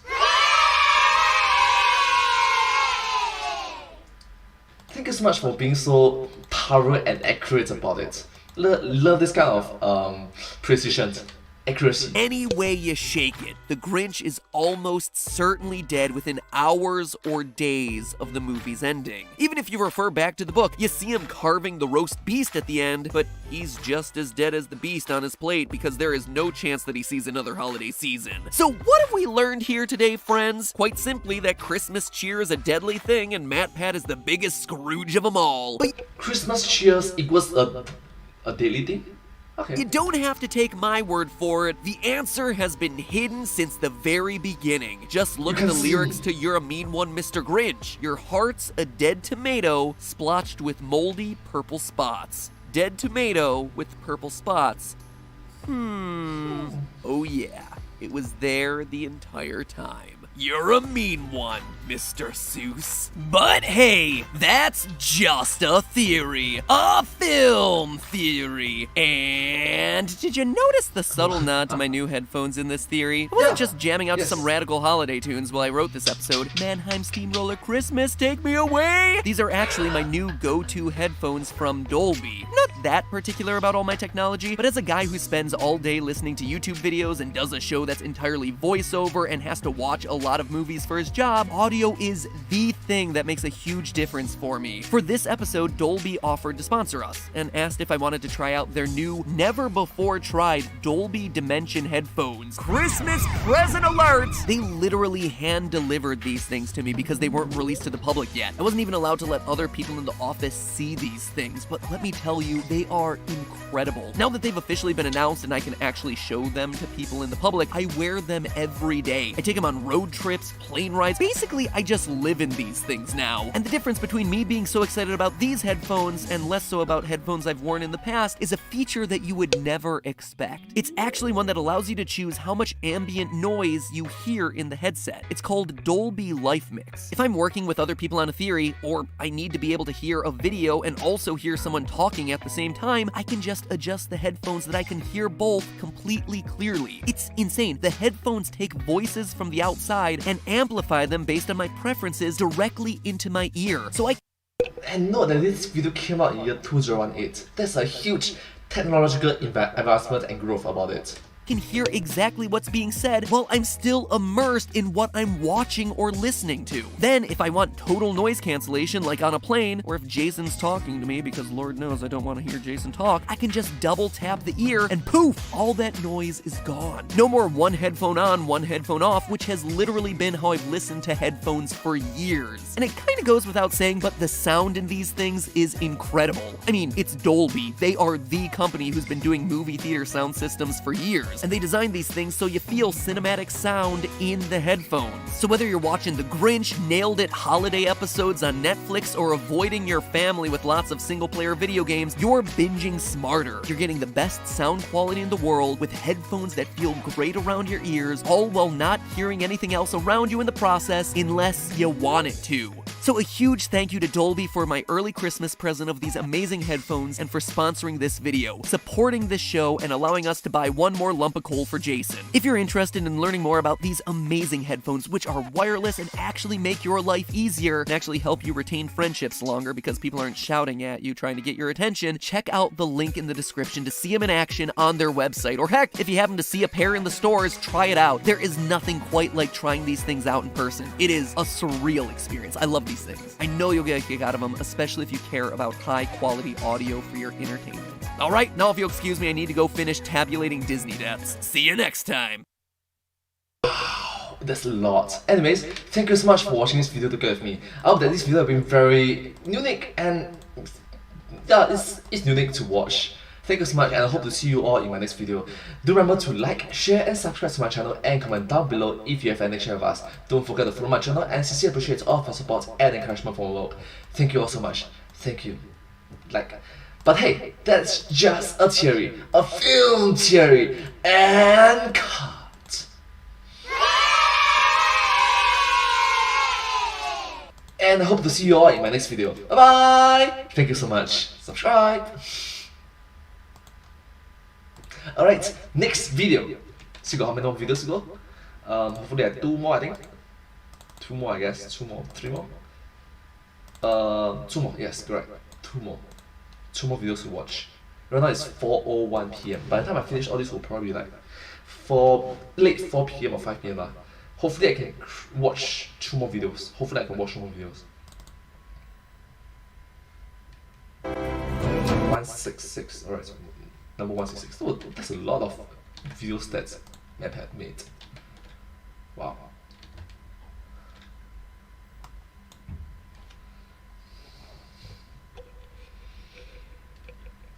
Oh she at sana shikumiru Bokuro nakami Dakai nuru.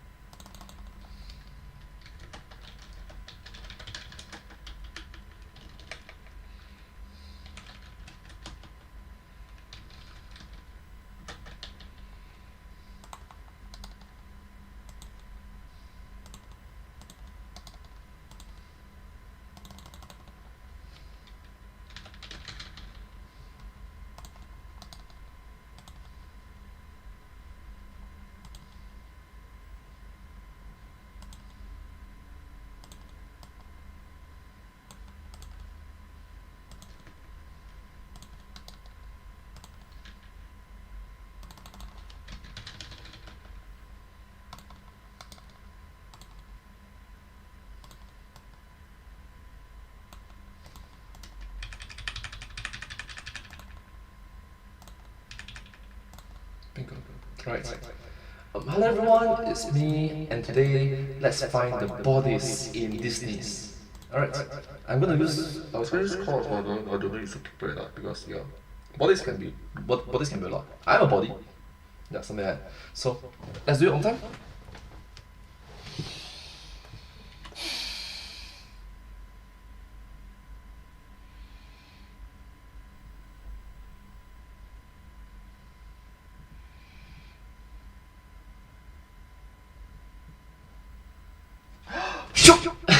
Hello everyone, it's me, and today let's find the bodies in Disney's. Let's go. Oh, one more time. I forgot to do something. Gosh, I forgot.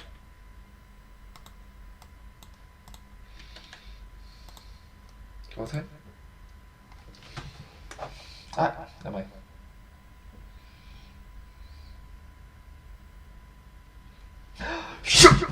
Hello everyone, it's me, and today let's find the bodies in Disney. Let's go.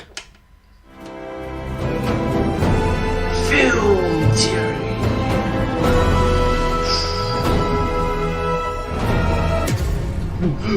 Hello, Internet! Welcome to Film Theory! Hello Internet, welcome to Film Theory. Hello, let's get started. Where there's no rambling spiel needed to open this episode because we all know why we're here, to kill off as many Disney characters as we can, then feel satisfied and have ourselves a merry little Christmas. Last time we started our emotionally scarring journey through the entire Disney Animation Studios canon and came out on the other side having covered 41 out of our total 58 movies. Yes, and that was part 1. Note that this is the part 2 of the trilogy. So after this video, which is part 2, there will be a part 3 later on. Basically everyone with either 0 or single-digit death tolls, and we wound up with a total death count of 44. It's not too shabby for our first time out, but now we have to contend with those remaining 17 movies, where things go from mildly hazardous to outright Saw levels of death. It's also now when we have to start making some tough calculations to separate out the deadly from the I can't believe Disney greenlit-ness deadly. So if you need a refresher on the rules of our little game or want to catch up on those first 41 movies, link to that first video is in the upper right-hand corner. Alright, But for today's thank you so episode, much, we have thank got you. no time to waste if I'm gonna No prevent time this to from being a waste. 4-part series. So in the immortal words of Phil DeFranco, Let's just jump into it. Ooh, let's go. Let's just jump into it. Let's go. oftentimes in Disney movies, they present us with a scene of some light action or violence, but usually cut away or gloss over the actual ramifications of those scenes. As a result, it's easy to overlook the skyrocketing body count that's happening right in front of your eyes. Chicken Little is actually a really good example of this, and a really bad example of 3D animation. Well, you must understand that this is one of the early films, early movies, the videos that uses 3D animations. I watched this when back primary school when, yeah. Oh my god, so cute. It's like Johnny levels of bad animation. Eating sugar? No, Dad. This movie is UGLY and ain't got no alibi. But if you consider the animation rough, the plot is a whole heck of a lot rougher. Get it, rough? Because dog. Chicken Little claims that the sky is falling, and he's right because they're being invaded by aliens. And the thing that's falling is a faulty piece of alien spacecraft. There goes that panel again. Someday it's going to hit somebody on the head. Well, it did. That's literally what I said when I was in primary school, when I said that. It did hit someone, alright? First, all you Chicken Little aficionados might think that this movie would have a 0 death count, since everyone that we see get zapped by the aliens ultimately returns home at the end of the movie. Okay, everything's been put back to normal, except for this one over here. Foxy? But that would mean that you overlooked the mass murder that you witness within the first 2 minutes of the movie, where we watch as a water tower rolls through town, causing massive destruction. Oh sure, most people escape, including this comedically long string of rabbit babies, but not everyone is so lucky, specifically the people in this theater. Notice that this theater is completely destroyed, and cut to the wide shot, no one gets out. Oh my goodness! I thought it was supposed to be comedic, to be funny, but now I think about it, it's actually quite dark actually. So adding up all the bodies crushed under that giant sphere, we get ourselves 17. Meanwhile, in Hunchback of Notre Dame, the one scene is the fire scene near the end, where at least 6 separate houses are burned to the ground because the families inside won't hand over gypsies to the authorities. Find the girl, burn the city to the ground, so be it. Tack that onto the several villagers killed in the last scene, plus the Hunchback's mom and Frollo, for a grand total of about 47. But those two were just the warm-up. Home on the Range is the little-known and very little-watched Western comedy about animals trying to save their ranch from I can't even make this stuff up. Animals trying to save their ranch from an evil cattle rustler who yodels to hypnotize cows to do his bidding. Now don't everybody speak at one time. What is this, the frozen food section? Is this thing on? It was a movie that was so bad that it killed Disney animation for like 5 solid years. Whoa! That's saying a lot if you think about it. And you know what else it killed? About 304 sapient cattle who were yodeled, hypnotized, and then sold off to the black market of Black Angus. 5,000 cows are saved before the end of the movie, but the 304 depicted in this one scene are never found again. And yes, rest assured, Internet, I counted each and every steer. Oh my gosh, that's a lot of work, come on. Matt Pat, I respect you for doing that, but seriously, that's a lot of work, you know. Respect you. Speaking of Disney flops, Treasure Planet, which came out 2 years earlier and lost them even more money, about $30 million this time. But not only was this a massive failure, it also came with a massive body count. If you count just the explicit deaths in the movie, there's 17. The hotel explosion at the beginning of the movie racks up 9, plus a couple of pirates and murder plots sprinkled in along the way, and you got yourself a delicious murdery stew. However, it's this opening storybook scene that causes us some issues. James Pleiades Hawkins, I thought you were asleep an hour ago. Mom, I was just getting to the best part. Yes, it is a children's story, but we find out later that the pirate Captain Flint is in fact a real person, and that the treasure planet is in fact a real place, and so presumably everything depicted in this fairy tale is true, meaning that this cruise ship was full of real people and was actually ransacked, and that everyone on board was left for dead. So, running through the numbers real quickly, Flint's ship here is roughly the size of Queen Anne's Revenge, one of the most famous pirate ships in all of history. Okay, so Queen Anne's Revenge. The more you know. Actually, I didn't know about that, but seriously, thank you so much, MadPat, for being so educational about historical facts. Thank you so much. Let's get on with the video. One of the ones that belonged to Blackbeard. That ship was about 100 feet or 30 meters long. Based on this wide shot of both ships, we see that the cruise ship is going to be about 6 times longer and 4 times taller than the pirate ship, meaning that it's going to be about 600 feet or 180 meters long. Modern cruise ships of that size usually have between 700 and 1,000 passengers and additional 300 crew members on board. So let's lowball it and say that 1,000 deaths total are in this scene, suddenly jumping our movie with a total of 17 up to 1,017. Like I said at the beginning, all it takes is one scene and the numbers fluctuate dramatically. And with that, we have ourselves a new frontrunner in the contest for Disney's deadliest movie. I don't know if fictional massive losses of life are something to celebrate, but yeah, please don't celebrate. Please don't celebrate. It's a very bad thing to do. Sorry. Okay. Having established a new leader, I need a bit of a break. There's only so much early 2000s era Disney that I can take in any one sitting, so let's wash it off us like taking a cold shower with some much beloved Disney classics. Classics that are so brutal, I literally cannot watch them because they are so sad. That's right, we are talking about Bambi. No, I'm gonna cry. The universe Bambi establishes implies that any forest creature from deer to rabbit can talk, think, and make character-developing decisions, meaning that any animal that dies during the course of this movie is going to get added into our kill count. And aside from the infamous scene of Bambi's mother being shot, there's also a dramatic forest fire scene. Remember, this is what passed as children's entertainment. Having just gone through a forest fire here in California where the fire burned literally across the street from my house, I've gained a sudden appreciation for how devastating and scary these sorts of fires can be.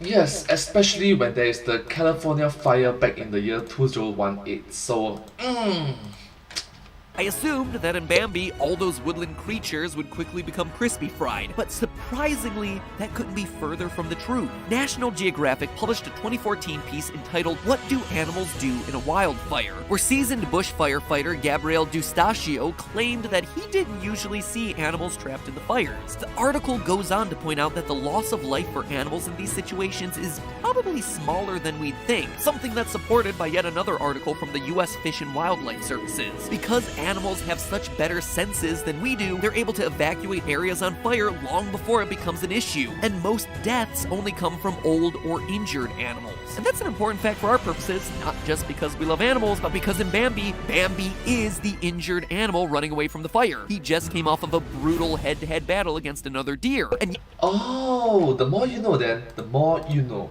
Thank you so much, MadPat, for being so educational and teach you a lot of things.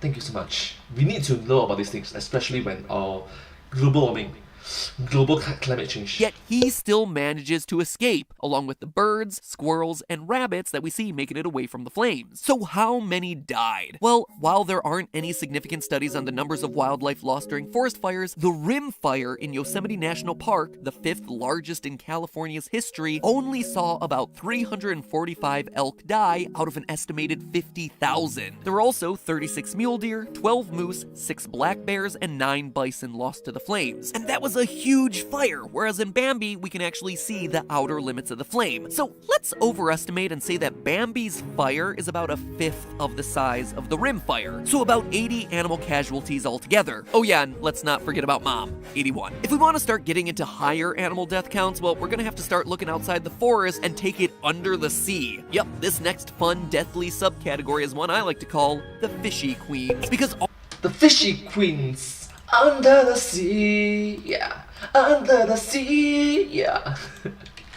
Almost all their fatalities are just sapient sea creatures biting the dust in massive quantities. The first surprising entrant in this category is Alice in Wonderland, which racks up a kill count of 12 just from this walrus polishing off a dozen oysters in a scene that is surprisingly horrifying because, look at this, they are wearing bonnets. They are established as baby oysters. Add to that 4 playing cards who are hauled off to lose their heads, and Alice rings in with a surprising death toll of 16. Certainly not to get at the title of Disney's deadliest movie, but it is enough to get at Disney's deadliest movie when it comes to killing children. Continuing to fill watery graves by the dozens are Brother Bear and Pinocchio, which both lose a shocking number of sapient fish. In Brother Bear, we never actually see the fish talk, so it could be. Alright, all these, do note that MatPat is counting those that are sentient in the movies during the movie timeline. Questionable that they're sapient, but I'm gonna assume that they are because every other animal that we see in the film is. So how many fish die in this movie? Well, they literally have an entire song dedicated to fish genocide. 81 salmon bite the dust in just that 3-minute scene alone, which gives us a whopping 27 deaths per minute. But it doesn't even tip the scales, the fish scales that is, when compared to Pinocchio. Surprisingly, the only deaths in Pinocchio are the fish that Monstro eats. At first, I thought Pinocchio would have a massive death count. I mean, after all, we calculated how many little children were kidnapped and turned into donkeys in our Kids for Sale episode on Pinocchio, and it would be a huge kill count. 2,100 boys per boatload. But notice that the children in the movies aren't being slaughtered, they're just being transformed and sold off to the salt mines. Now, don't... True, they are not being killed off, they are just being tortured as slaves. Okay... Both are bad options. Both are bad options. Get me wrong, I am sure that many of them are having horrifically awful, painful, and slow deaths, but here's the thing, once they're shipped out, they're beyond the purview of this movie, thereby taking them out of contention for this theory based on the rules that we set. I know, it's a bummer they don't count, but as consolation for losing those donkeys, we get ourselves a ton of fish. According to the relevant frames of the movie, if you count the fish that Monstro eats in the ocean, you can see him consume an entire school of 83 tuna. Sorry, Charlie. To corroborate this number, I did some research, only to find that the original novel, The Adventures of Pinocchio, written back in 1883, doesn't specify the type of tuna that we're dealing with here. It's shocking and unacceptable, I know, for a children's fairy tale that we read our children, do not tell us the individual species of tuna that a giant fictional whale is eating. Well, to be honest, I don't necessarily know all the different types of commonly known tuna species. Yeah, there's multiple different tuna species, and the commonly known species is... I can't give you an answer because I don't know. Yeah, I'm sorry.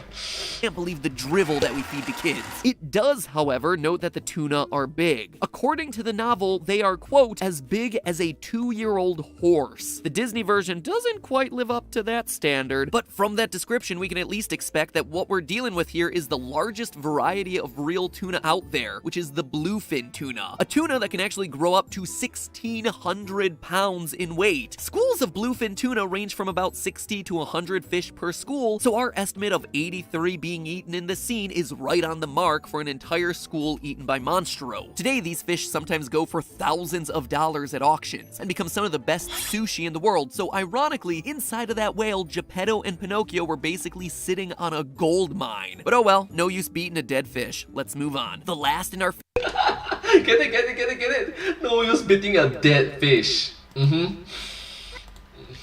Fishy Queen category is actually a fishy princess, the Little Mermaid, which may not be top in the charts, but at least definitely scores points for creativity. These 8 sentient sea grubs get sacrificed to make Ariel's legs. Ursula personally polishes off a shrimp in a barnacle, 5 fish die in the opening scene, and zoot the lore, 9 are recently deceased in the kitchen. Flotsam and Jetsam are toasted by Ursula by accident, and Ursula, in one of the single most epic Disney villain deaths ever, is stabbed in the stomach by the sharp bow of a sunken ship that then sinks back into the sea. Scary, but certainly not as scary as the ending of the original Little Mermaid by Hans Christian Andersen, where in one version, Ariel turns into sea foam, and in the other, she stabs herself so that her blood becomes the colors of the sunset in the ocean. And wow, that is super dark. Wow. Just like that, ladies and gentlemen, we've taken another 11 movies out of contention for the deadliest. But I don't want to just end this part of the trilogy without giving you a taste for how high these death counts go and how far we have to go to reach some of them. That is why for our finale in today's episode, I'm taking on The Lion King. And now we have entered the big leagues of Disney kill counting, with Scar and his band of hyenas decimating an entire lion pride territory. At the beginning, it's going into the hundreds or maybe the thousands of deaths.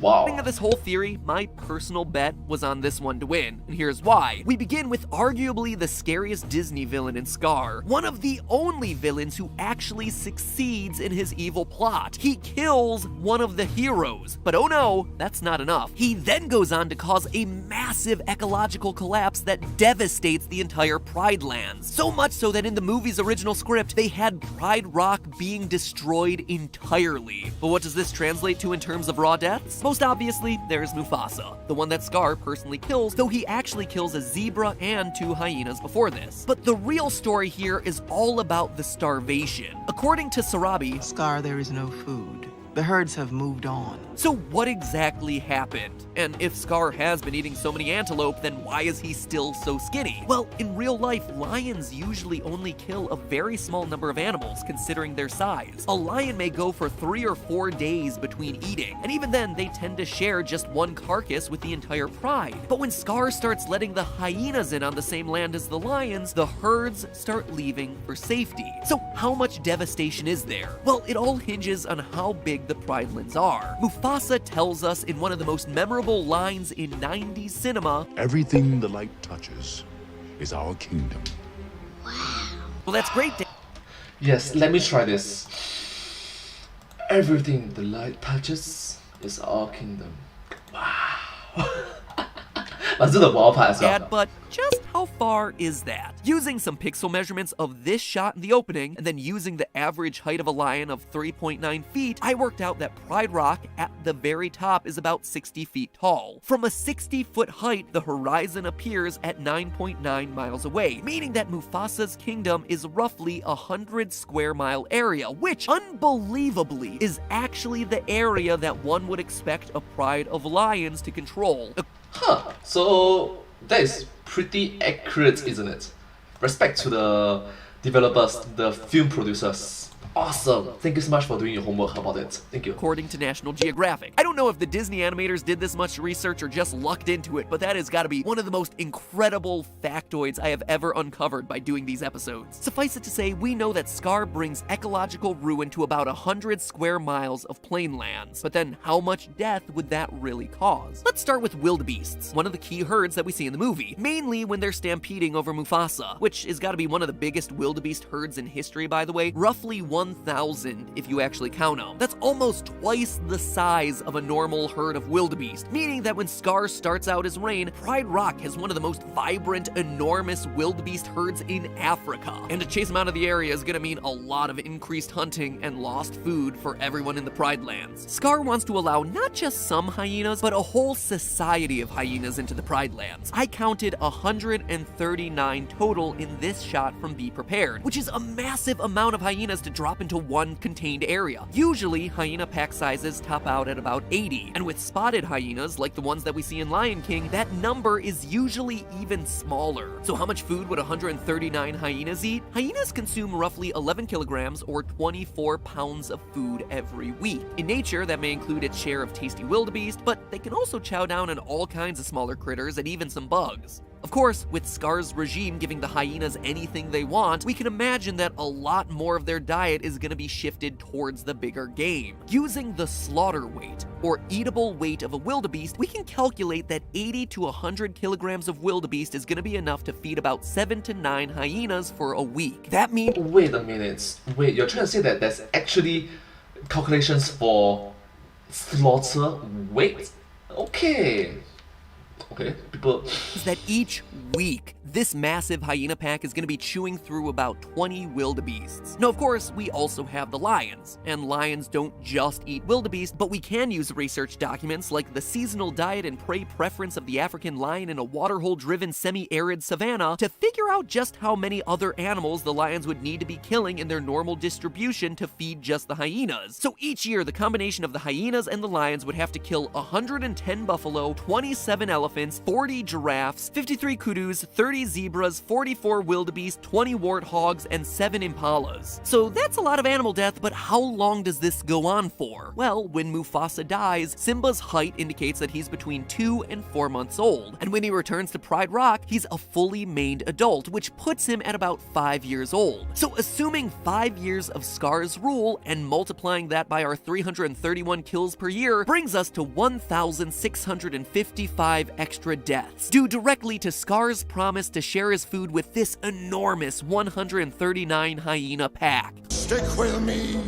and you'll never go hungry again! Oh yeah, and then Scar dies in the end. And that, my friends, is what it looks like to get into the big leagues. The new number to beat is Lion King with 1,660 deaths. After 53 movies with a whopping total of 3,518 total deaths, we only have 5 contenders remaining in our little battle royale. Will Mulan, Dinosaur, Atlantis, Hercules, or Moana be able to take the crown from the king?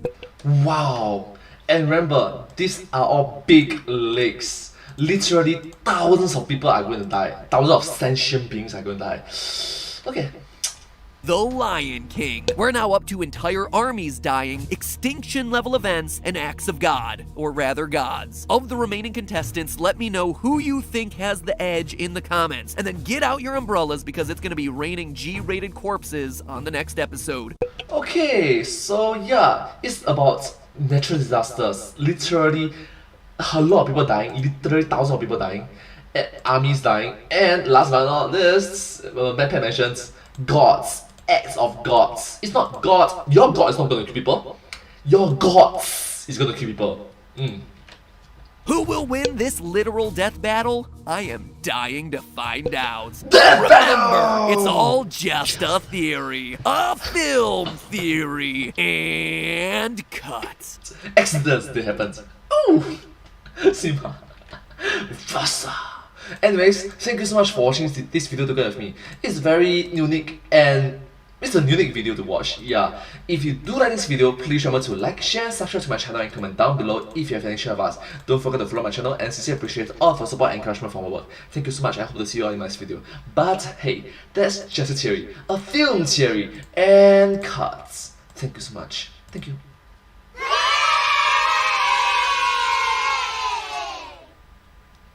And I hope to see you all in my next video. Thank you once again. Please remember to subscribe to my channel. Thank you so much. Subscribe.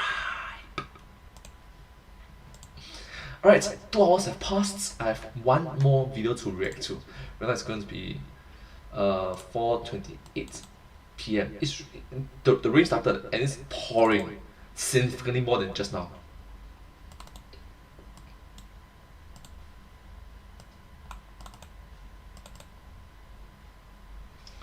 As the last time,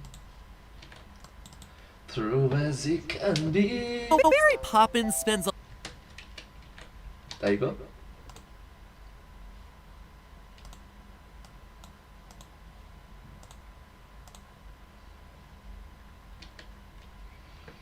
Alright, hello everyone. What is this?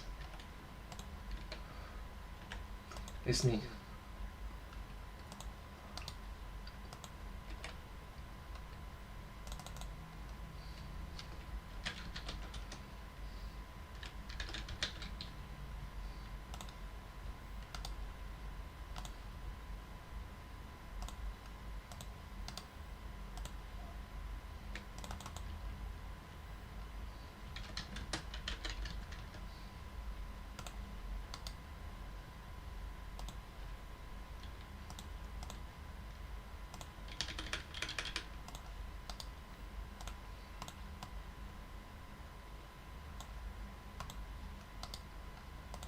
Awesome. Hello everyone, it's me, and today let's uncover Disney's money bank.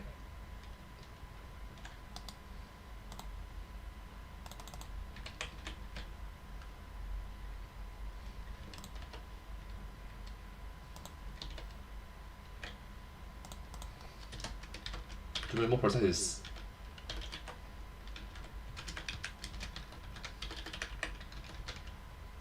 the banks, to be more precise.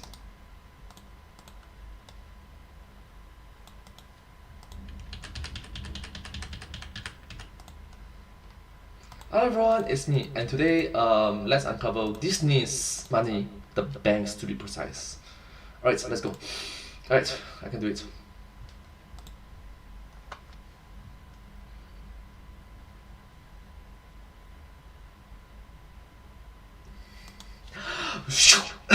Hello everyone, it's me, and today let's uncover Disney's money. Okay, the bank to be precise lah. So anyways, one more time. God, I messed up. Gosh, I messed up.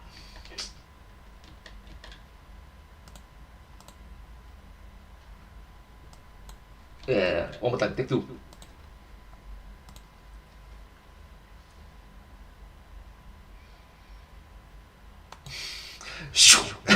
Hello everyone, it's me, and today let's uncover Disney's money. Okay, the bank to be precise lah. Let's go. You know, Mary Poppins spends a lot of time talking about how great supercalifragilisticexpialidocious is, but yes, that's a big word. That's a really, really big word. Mary Poppins, let's go.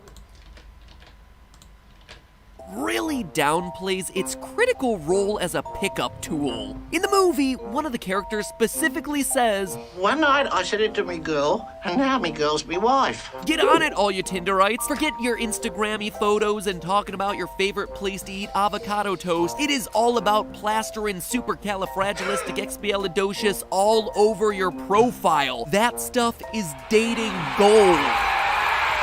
Okay, so apparently it works? Seriously? Huh.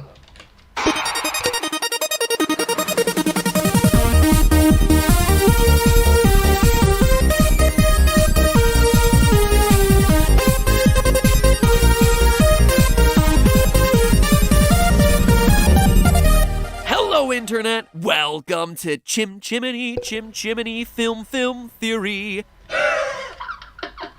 Hello everyone, welcome to Film Theory. Wait a minute, it should be hello Internet, welcome to Film Theory. Hello, hi. Sorry. We analyze movies to the highest degree. That's right, friends. The remake of Mary Poppins is out now, and it's given Lin-Manuel Mirandites some new tracks for their Spotify playlists. And in honor of the punchy new Mary Poppins remix, today we're taking a look back at the original Mary Poppins back from 1964. Yeah, it is really that old. On a personal note, I just finished watching every Disney movie for the Disney Deaths trilogy we're in the middle of, and let me tell ya, not everything in that Disney vault stays fresh forever. Make Mine Music, Song of the South, hoo boy, those have not aged well. But I think it's safe to say that Mary Poppins is just one of those timeless movies that holds up. From 1964 to the time 4-year-old Matt Pat danced Step in Time around my house in my underwear. Thought I was a chimney sweep. It was awesome. It was definitely 4-year-old Matt Pat and definitely not 14-year-old Matt Pat. By 14, I'd put on a shirt.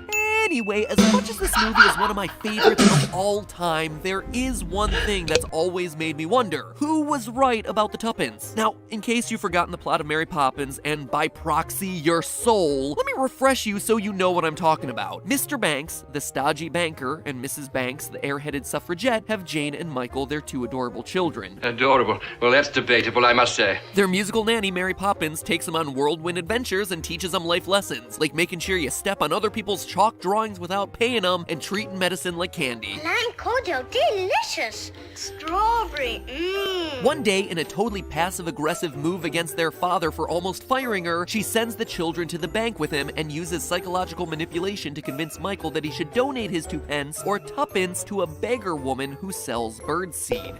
Okay, that's... Oh, wait, what? What an impertinent thing to say. Me putting ideas into people's heads? Really? His father warns him about pigeon disease. Wait, what? Do you notice that? 1964, there's a eye roll.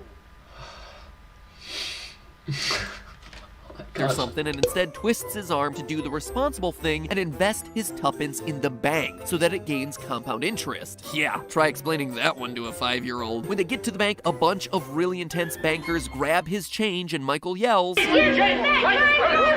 which spooks other patrons in the bank to start asking for their money. The bank won't give someone their money. Then give me mine too. This tuppence causes a run on the entire bank, which results in Mr. Banks getting fired and ultimately having a crisis of conscience. In the end, Banks comes to his senses and uses the tuppence to buy a kite and fly it with his son. Everyone goes to the park for the most unbelievable scene in the entire movie, where like 50 people are all flying kites at the same time and none of them are getting their strings tangled up. TLDR, this tuppence plays a massive role in the movie and apparently on the entire banking system of Great Britain. So given the incredible importance of these 2 pennies, I can't help but ask, did Michael make the right call? After all, the bankers might be boring and a little bit handsy, but they do make a valid point. You can invest your money rather than buying birdseed so you can be rich and happy later, all while contributing to the major world industrialization like Railways through Africa, dams across the Nile, fleets of ocean greyhounds. wow, I mean, 2 cents don't buy what it used to, I guess. You don't have to be Einstein to figure out that compound interest can be a powerful force. Even the quote, "the most powerful force in the universe is compound interest," is frequently attributed to Albert Einstein. But as boring as investing might be, it seems to have worked well for the bankers, so who was right? What should Michael have done with the tuppence? Given that Mary Poppins is set over 100 years ago, back in the year 1910. Oh my gosh, it's more than 100 years ago. Heck, it's even more than 110 years ago. 111 years ago. 111. That's a long years. Long time ago. Began to be an Englishman in 1910.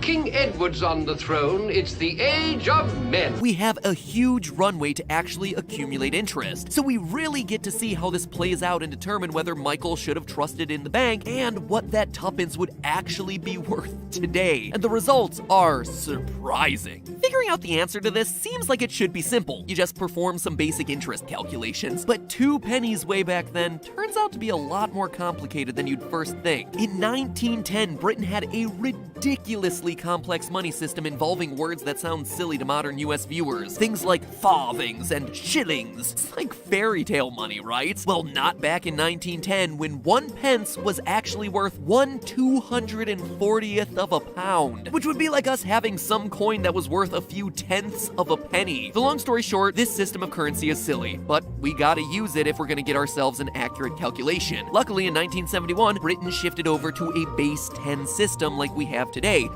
Yes, a base 10 system is easily understandable because most human beings have coincidentally 10 fingers. Because no one in the world could figure out how much a candy bar cost over there. So Michael's tuppence is actually worth 0.0833333 repeating pounds, which is a little over 11 cents in today's terms. So that's gonna be our starting number. In 1910, the British interest rate on a normal savings account was 3.5%, which by today's standards is great. But it turns out to not be all that helpful for Michael. At 3.5% interest, Michael's deposit will earn him a whopping 0.56 farthings, which again is a meaningless number, but suffice it to say it is really small. The farthing is 1/4 of a pence, or penny. The two are interchangeable. The name actually comes from fourthing. The pence is fourth, hence the name farthing. Anyway, the farthing was the smallest unit of currency in Britain, so Michael earned less than 1 of the smallest form of currency Britain had at the time. And so, what do you think the bank does when you earn less than 1 of its smallest currency in the year that you have to earn it? Well, they round down. And when you stop and think about it, that actually makes sense. If they didn't, they would in essence be creating new money out of thin air and giving it away if they were to round those partial cents up. So poor Michael, who didn't read the fine print when he invested, actually earns 0 interest in his first year. But okay, that's 1 year out of 108 years. Except that's exactly what happens every single year over and over and over again, where the interest rate never gets high enough for Michael to even earn a single farthing. In short, as insane as it sounds, Michael's balance never grows larger than tuppence. Never. 2 pennies for 108 years. That's the thing about compound interest. It only works if your interest each year is gonna be greater than 0. At the end of this analysis, I feel bad for the guy. No, I wanted to feed the birds. I know, buddy. That's all you wanted to do. So I decided to test out some more optimistic scenarios to see if we could at least get him any return out of this deal. Alright, optimistic scenarios where the outcome is more than 0. More than 0. That's the best case scenario lah, in this case. Let's say that there was a way for him to earn some interest, like if his tuppence were part of a bigger bank account. How much would his tuppence earn if there was no rounding and it just accrued interest slowly? Again, using Britain's incredibly well-documented historical interest rates, we can calculate all this out from 1910 to 2018 and come up with Michael's new 100-year-old fortune of £2.11. It's the equivalent of $2.70 for all the Americans in the audience. Doesn't look like Michael's gonna be taking you on any shopping sprees to Harrods anytime soon. But on the bright side, Michael's great-grandson can buy himself a bloke Coke and a bag of Maltesers from the Tesco. So at this point I was like, I guess the lesson here is that banks will rip off your tuppence, and Michael would definitely have been better off buying birdseed rather than holding out over a century to buy a Jaffa cake and a bottle of water. It seems like this was clearly a scam, but there is one last avenue to explore here: the wide world of investments. When we get to the bank, I shall show you what may be done with your tuppence, and I think you'll find it extremely interesting. As the bank says, Michael's money could be part of global initiatives, like Majestic self-amortizing canal. Whatever. You must understand that it's very hard for children at their age, children to recognize what is the long-lasting future impacts. Alright? Especially when they don't get proper education from not just their schools but from the surroundings as well. If all the children around the age, which if back in the days, are not properly educated, like everyone, all the children around the age, right? If they are properly educated, well, it will make a huge impact. But if only a selected few people in that particular group is educated, it's not going to make a huge impact for the global benefits. So yeah, thankful that right now in this society, everyone is being educated right now. Thank you. Where the heck those are? Michael certainly doesn't seem to know. Oh, it fires the imagination. Mr. Dawes, the bank's ancient founder, extols Michael on the virtues of all kinds of ventures, like foreclosures, dividends, shares, and debtor sales. Some of these actually being really risky investments. But hey, this is in 1910. England's financial markets are soaring. London is the economic capital of the world. The UK has a 3% unemployment rate. It seems like a great time to invest. It seems great, but the Great Depressions, Great Depressions, World War, nope. Ah, gosh, if only they can see the future.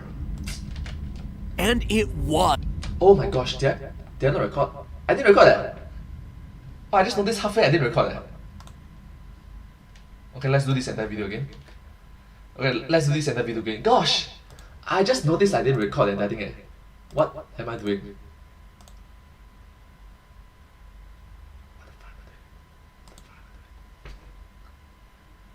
What is wrong with me?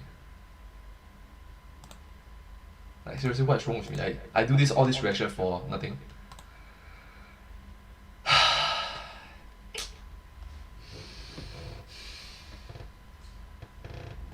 I feel very demoralized.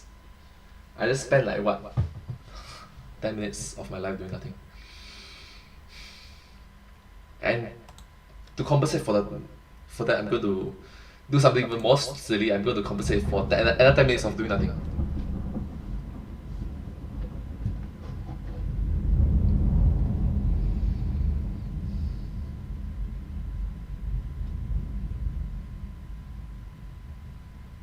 I really feel stupid, right?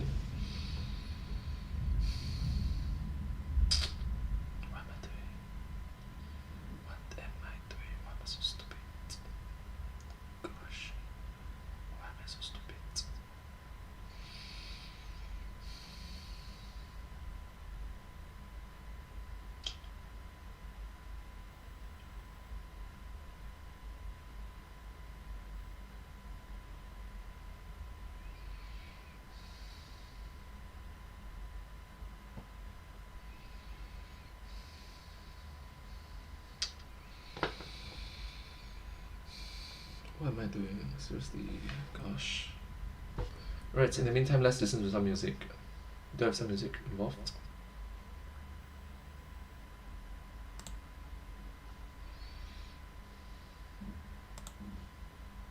Literature.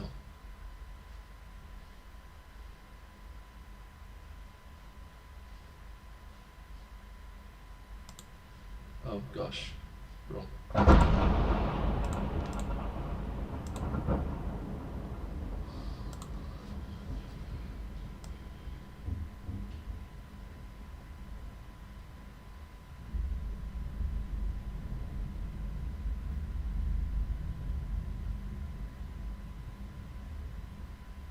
Naruto. Naruto. Pokemon. One Punch Man, yeah. Feel motivated. Let's listen to some One Punch Man music.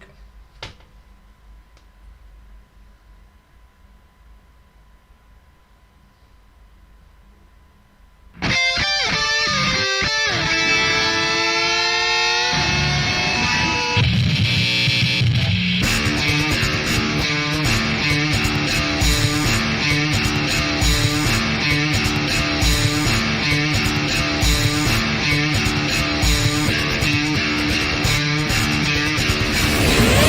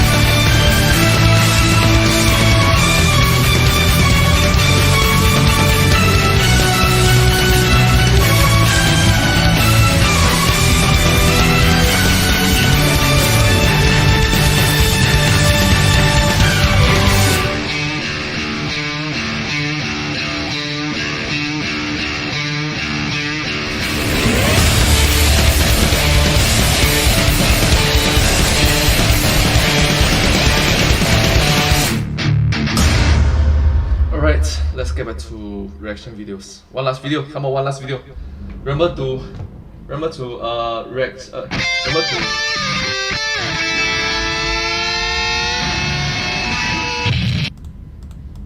Okay, this time remember to react properly. Yeah. To click the record button. Let's start.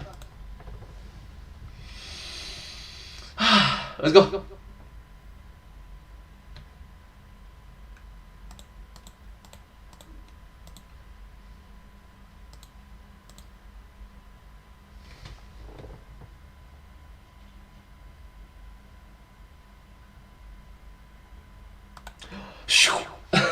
Money, money, money. Hello everyone, it's me. And today, let's uncover Disney's money. Actually, the banks to be general. Let's go.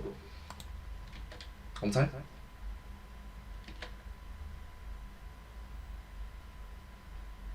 Once more, once more. Let's go.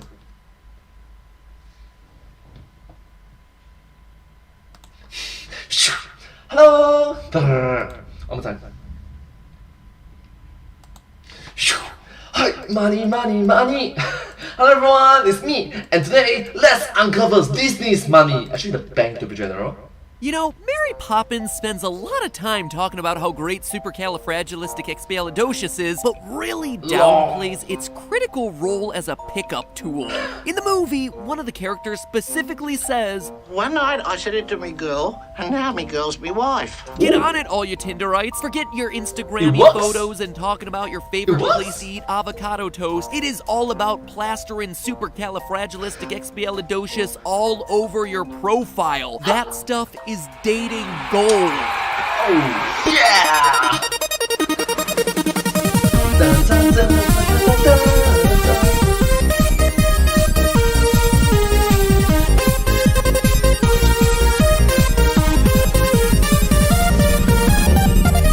Hello, Internet. Welcome to Chimchiminy Film Theory.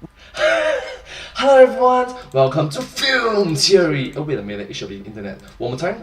Hello Internet, welcome to Film Theory. Hello. We analyze movies to the highest degree. That's right, friends. The remake of Mary Poppins is out now, and it's given Lin-Manuel Mirandites some new tracks for their Spotify playlists. And in honor of the punchy new Mary Poppins remix, today we're taking a look back at the original Mary Poppins back from 1964. Yeah. Oh wow, 1964. That's a long time ago. Gosh. Yeah, it is really that old. On a personal note, I just finished watching every Disney movie for the Disney Deaths trilogy we're in the middle of, and let me tell ya, not everything in that Disney vault stays fresh forever. Make Mine Music, Song of the South, ooh boy, those have not aged well. But okay, well, aging well films is a bit difficult. I think it's safe to say that Mary Poppins is just one of those timeless movies that holds up. From 1964 to the time 4-year-old Matt Pat danced Step in Time around my house in my underwear. Thought I was a chimney sweep. It was awesome. It was definitely 4-year-old Matt Pat and definitely not 14-year-old Matt Pat. By 14, I'd put on a shirt. Anyway, as much as this movie is one of my favorites of all time, there is one thing that's always made me wonder. Who was right about the tuppence? Now, in case you've forgotten the plot of Mary Poppins, and by proxy, your soul, let me refresh you so you know what I'm talking about. Mr. Banks, the stodgy banker, and Mrs. Banks, the airheaded suffragette, have Jane and Michael, their 2 adorable children. Adorable. Well, that's debatable, I must say. Their musical nanny, Mary Poppins, takes them on whirlwind adventures and teaches them life lessons, like making sure you step on other people's chalk drawings without paying them and treating medicine like candy. Lime cordial, delicious. Strawberry, One day, in a totally passive-aggressive move against their father for almost firing her, she sends the children to the bank with him and uses psychological manipulation to convince Michael that he should donate his 2 pence or tuppence to a beggar woman who sells birdseed. Okay, wait, what? Did you just say? What an impertinent thing to say. Me putting ideas into people's heads? Really? His father warns him. Wait, did you just see that? That was 1964, and then that was the eye roll. Oh my gosh. Wow, that's super classic. him about pigeon disease or something and instead twists his arm to do the responsible thing and invest his tuppence in the bank so that it gains compound interest. Yeah, try explaining that one to a 5-year-old. When they get to the bank, a bunch of really intense bankers grab his change and Michael yells, which spooks other patrons in the bank to start asking for their money. The bank won't give someone their money. Then give me mine, too. This tuppence causes a run on the entire bank, which results in Mr. Banks getting fired and ultimately having a crisis of conscience. In the end, Banks comes to his senses and uses the tuppence to buy a kite and fly it with his son. Everyone goes to the park for the most unbelievable scene in the entire movie, where like 50 people are all flying kites at the same time and none of them are getting their strings tangled up. True! From experience, a lot of accidents may happen. The incidents, quite unfortunate. TLDR, this tuppence plays a massive role in the movie and apparently on the entire banking system of Great Britain. So given the incredible importance of these 2 pennies, I can't help but ask, did Michael make the right call? After all, the bankers might be boring and a little bit handsy, but they do make a valid point. You can invest your money rather than buying birdseed so you can be rich and happy later, all while contributing to the major world industrialization like Railways through Africa, dams across the Nile, fleets of ocean greyhounds. Wow, I mean, 2 cents don't buy what it used to, I guess. You don't have to be Einstein to figure out that compound interest can be a powerful force. Even the quote, "the most powerful force in the universe is compound interest," is frequently attributed to Albert Einstein. But as boring as investing might be, it seems to have worked well for the bankers, so who was right? What should Michael have done with the tuppence? Given that Mary Poppins is set over 100 years ago, back in the year 1910. Wow! Back in the year 1910? That's like 110. Oh no, right now it's in the year 2021. So it's 111 years ago. Gosh. Coincidence? It's grand to be an Englishman in 1910.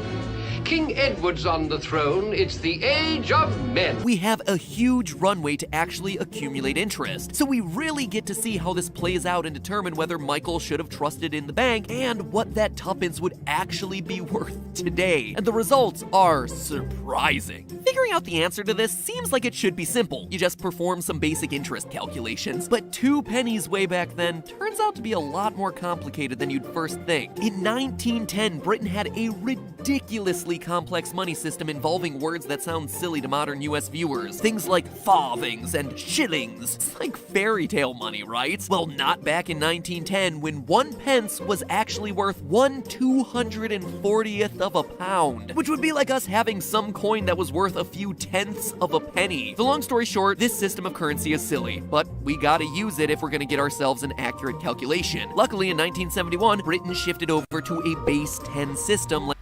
Yeah, of course, coincidentally, base 10 is easy to count. Especially, coincidentally, we have 10 fingers. Ta-da! 1, 2, 3, 4, 5, 6, 7, 8, 9, 10.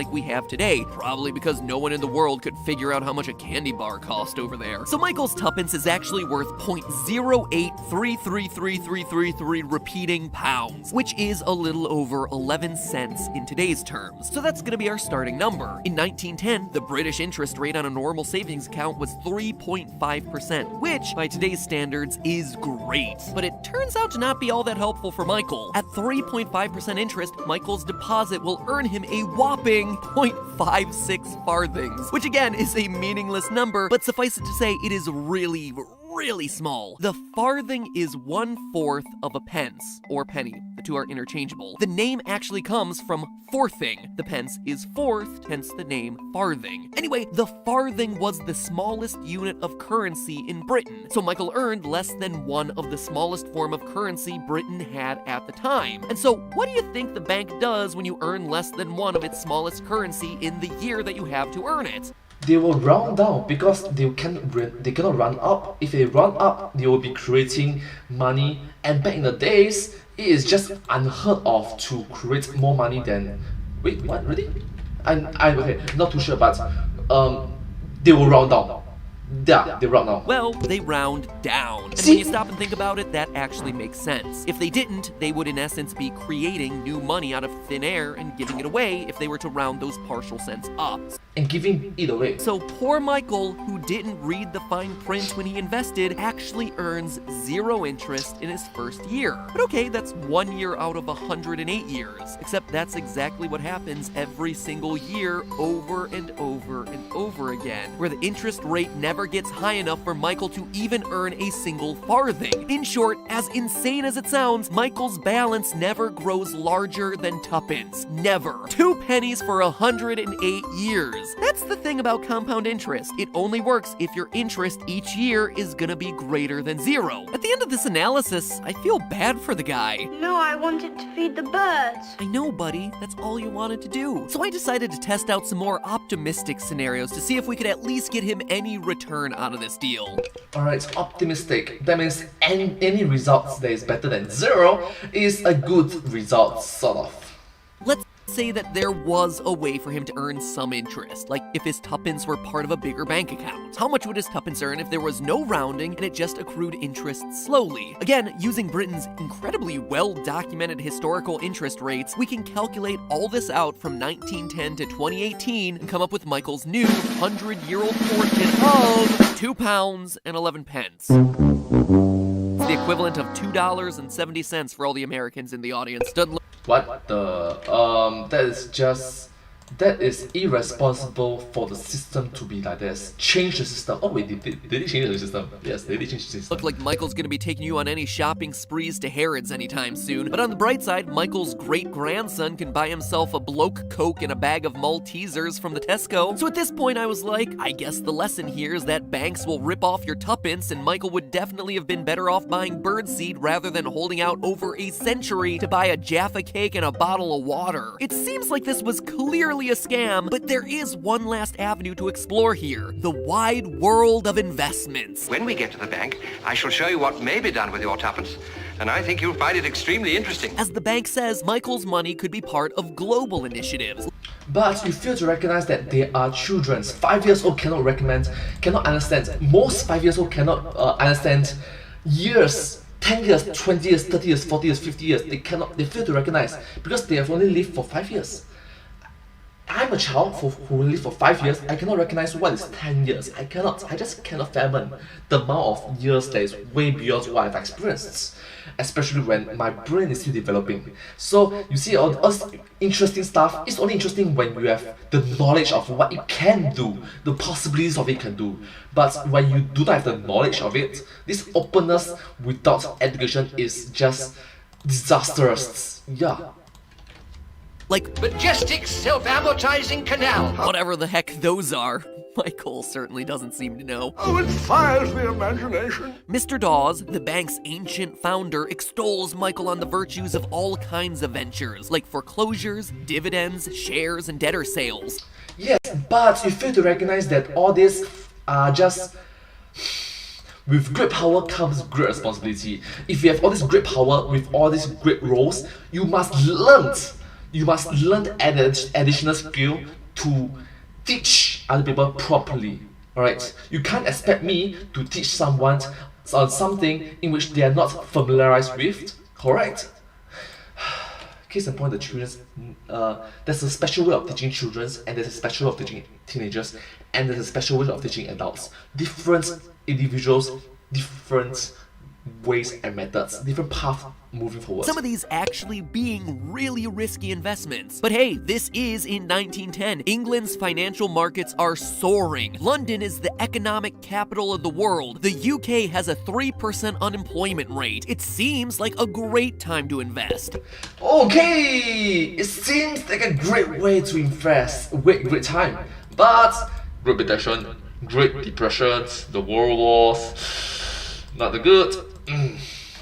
And it was, until 1914, when a little something you might have heard of happened: World War I. When the Great War, or World War I, set in, much of the private industry fueling Britain's financial dominance ground to a screeching halt, as a huge portion of resources were reallocated to manufacturing munitions and all the other things that it takes to run a war. The specific industries that Mr. Dawes mentions in the song, shipyards, the mercantile, tanneries, and collieries, which I had to look up and are apparently coal miners, allocated funds and manpower to build for the war effort, all while losing their top men to be sent into trenches across Europe. But the British people were no dumb crumpets during this time. They sensed that all this war was destabilizing the economy, and they did what everyone else does when they feel insecure about their finances. They took all their money and they stuffed it into mattresses. They began to withdraw money from the banks, which in turn led to fears that there would be a bank run. If everyone saw the economy in decline and then rushed to withdraw their money, there literally wouldn't be enough banknotes in the country for everyone to have all their money back in cash. In response, the British Treasury began to print more cash at a rate of 5 million new banknotes a day. This is a common thing to do in war times, and if you want to see how it usually goes, you can check out this game theory episode where we cover exactly that. But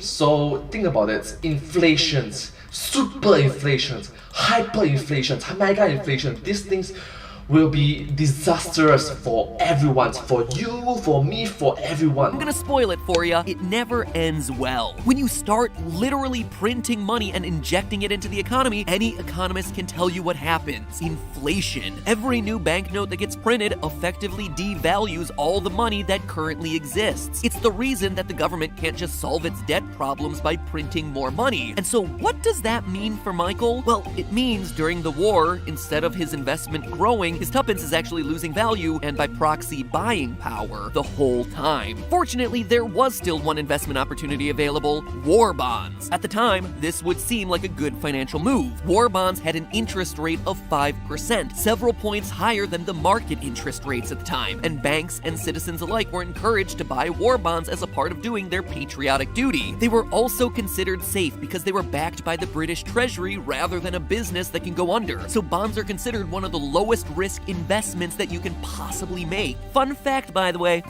it's the same reason that China is really gung-ho about buying US Treasury bonds these days. They're the most reliable investment that you can buy.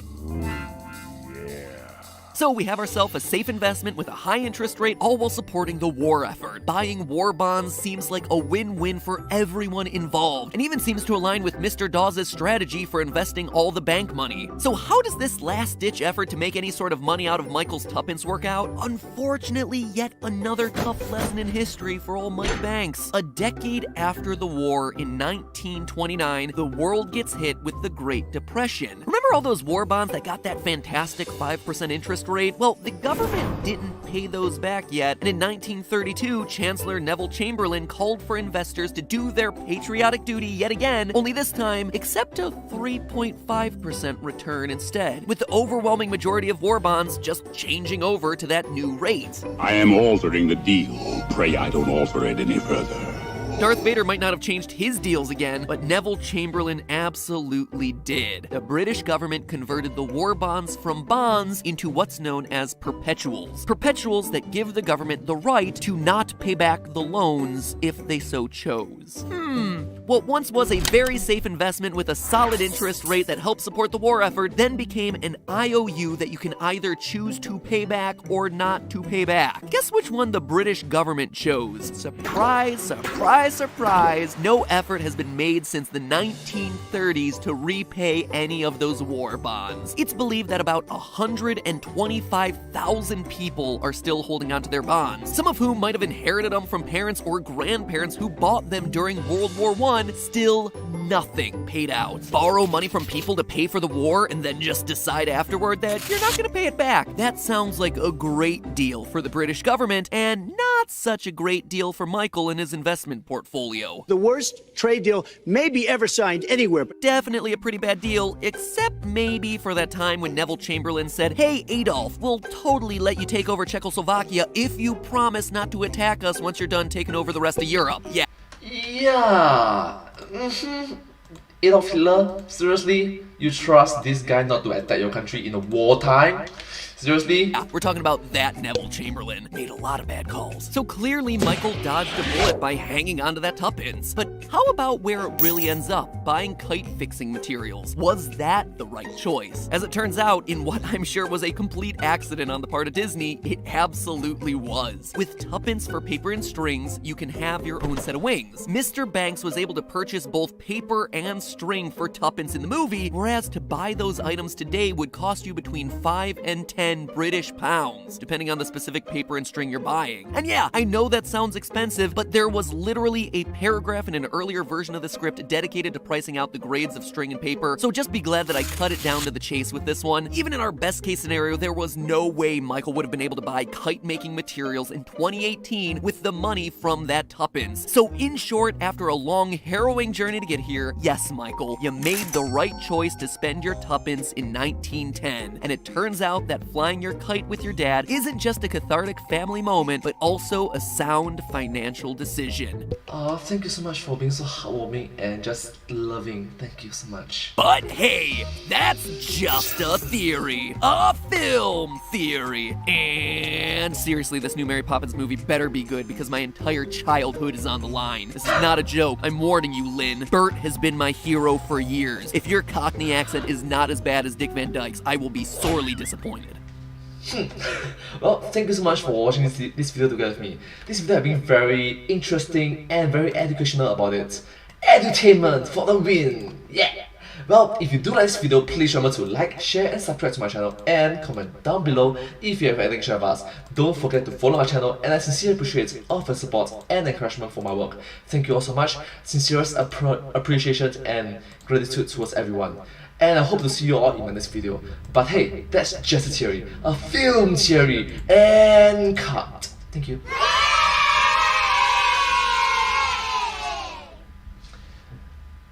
And I hope to see you all in my next video. Bye bye! Once again, it's like, share, and subscribe to my channel and comment down below if you have anything to share with us. Subscribe. Thank you. Subscribe.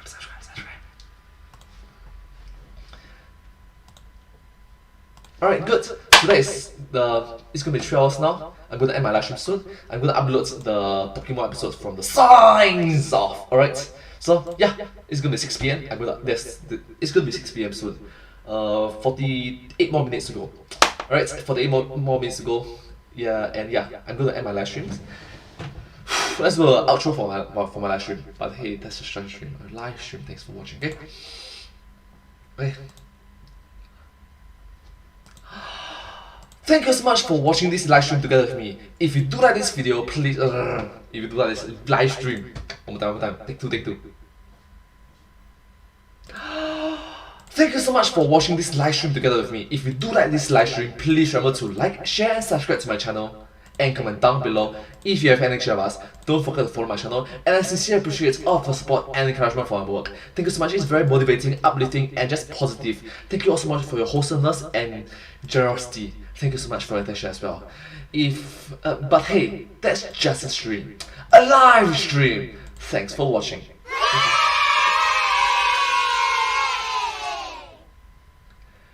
And I hope to see you all in my next video. It's so close! Oh! In my next live stream! One more time. Anything. Thank you so much for watching this live stream together with me. If you do like this live stream, please remember to like, share and subscribe to my live stream and comment down below if you have anything to share with us. Down below, don't forget to follow my live stream and I sincerely appreciate all of the support and encouragement for my work. It's very motivating and uplifting with all your encouragement and positivity involved. Your wholesomeness is very awesome. Thank you so much. It's very marvelous, amazing, fantastic, sweet and loving. Thank you all so much for your caring and loving comments as well. And I hope to see you all in my next live stream. But hey, that's just a stream. A live stream. Thanks for watching. And I hope to see you all in my next live stream. Thanks for watching. Oh my gosh. I finally did it. It's good. Yeah! Oh my gosh, it took so long. So long.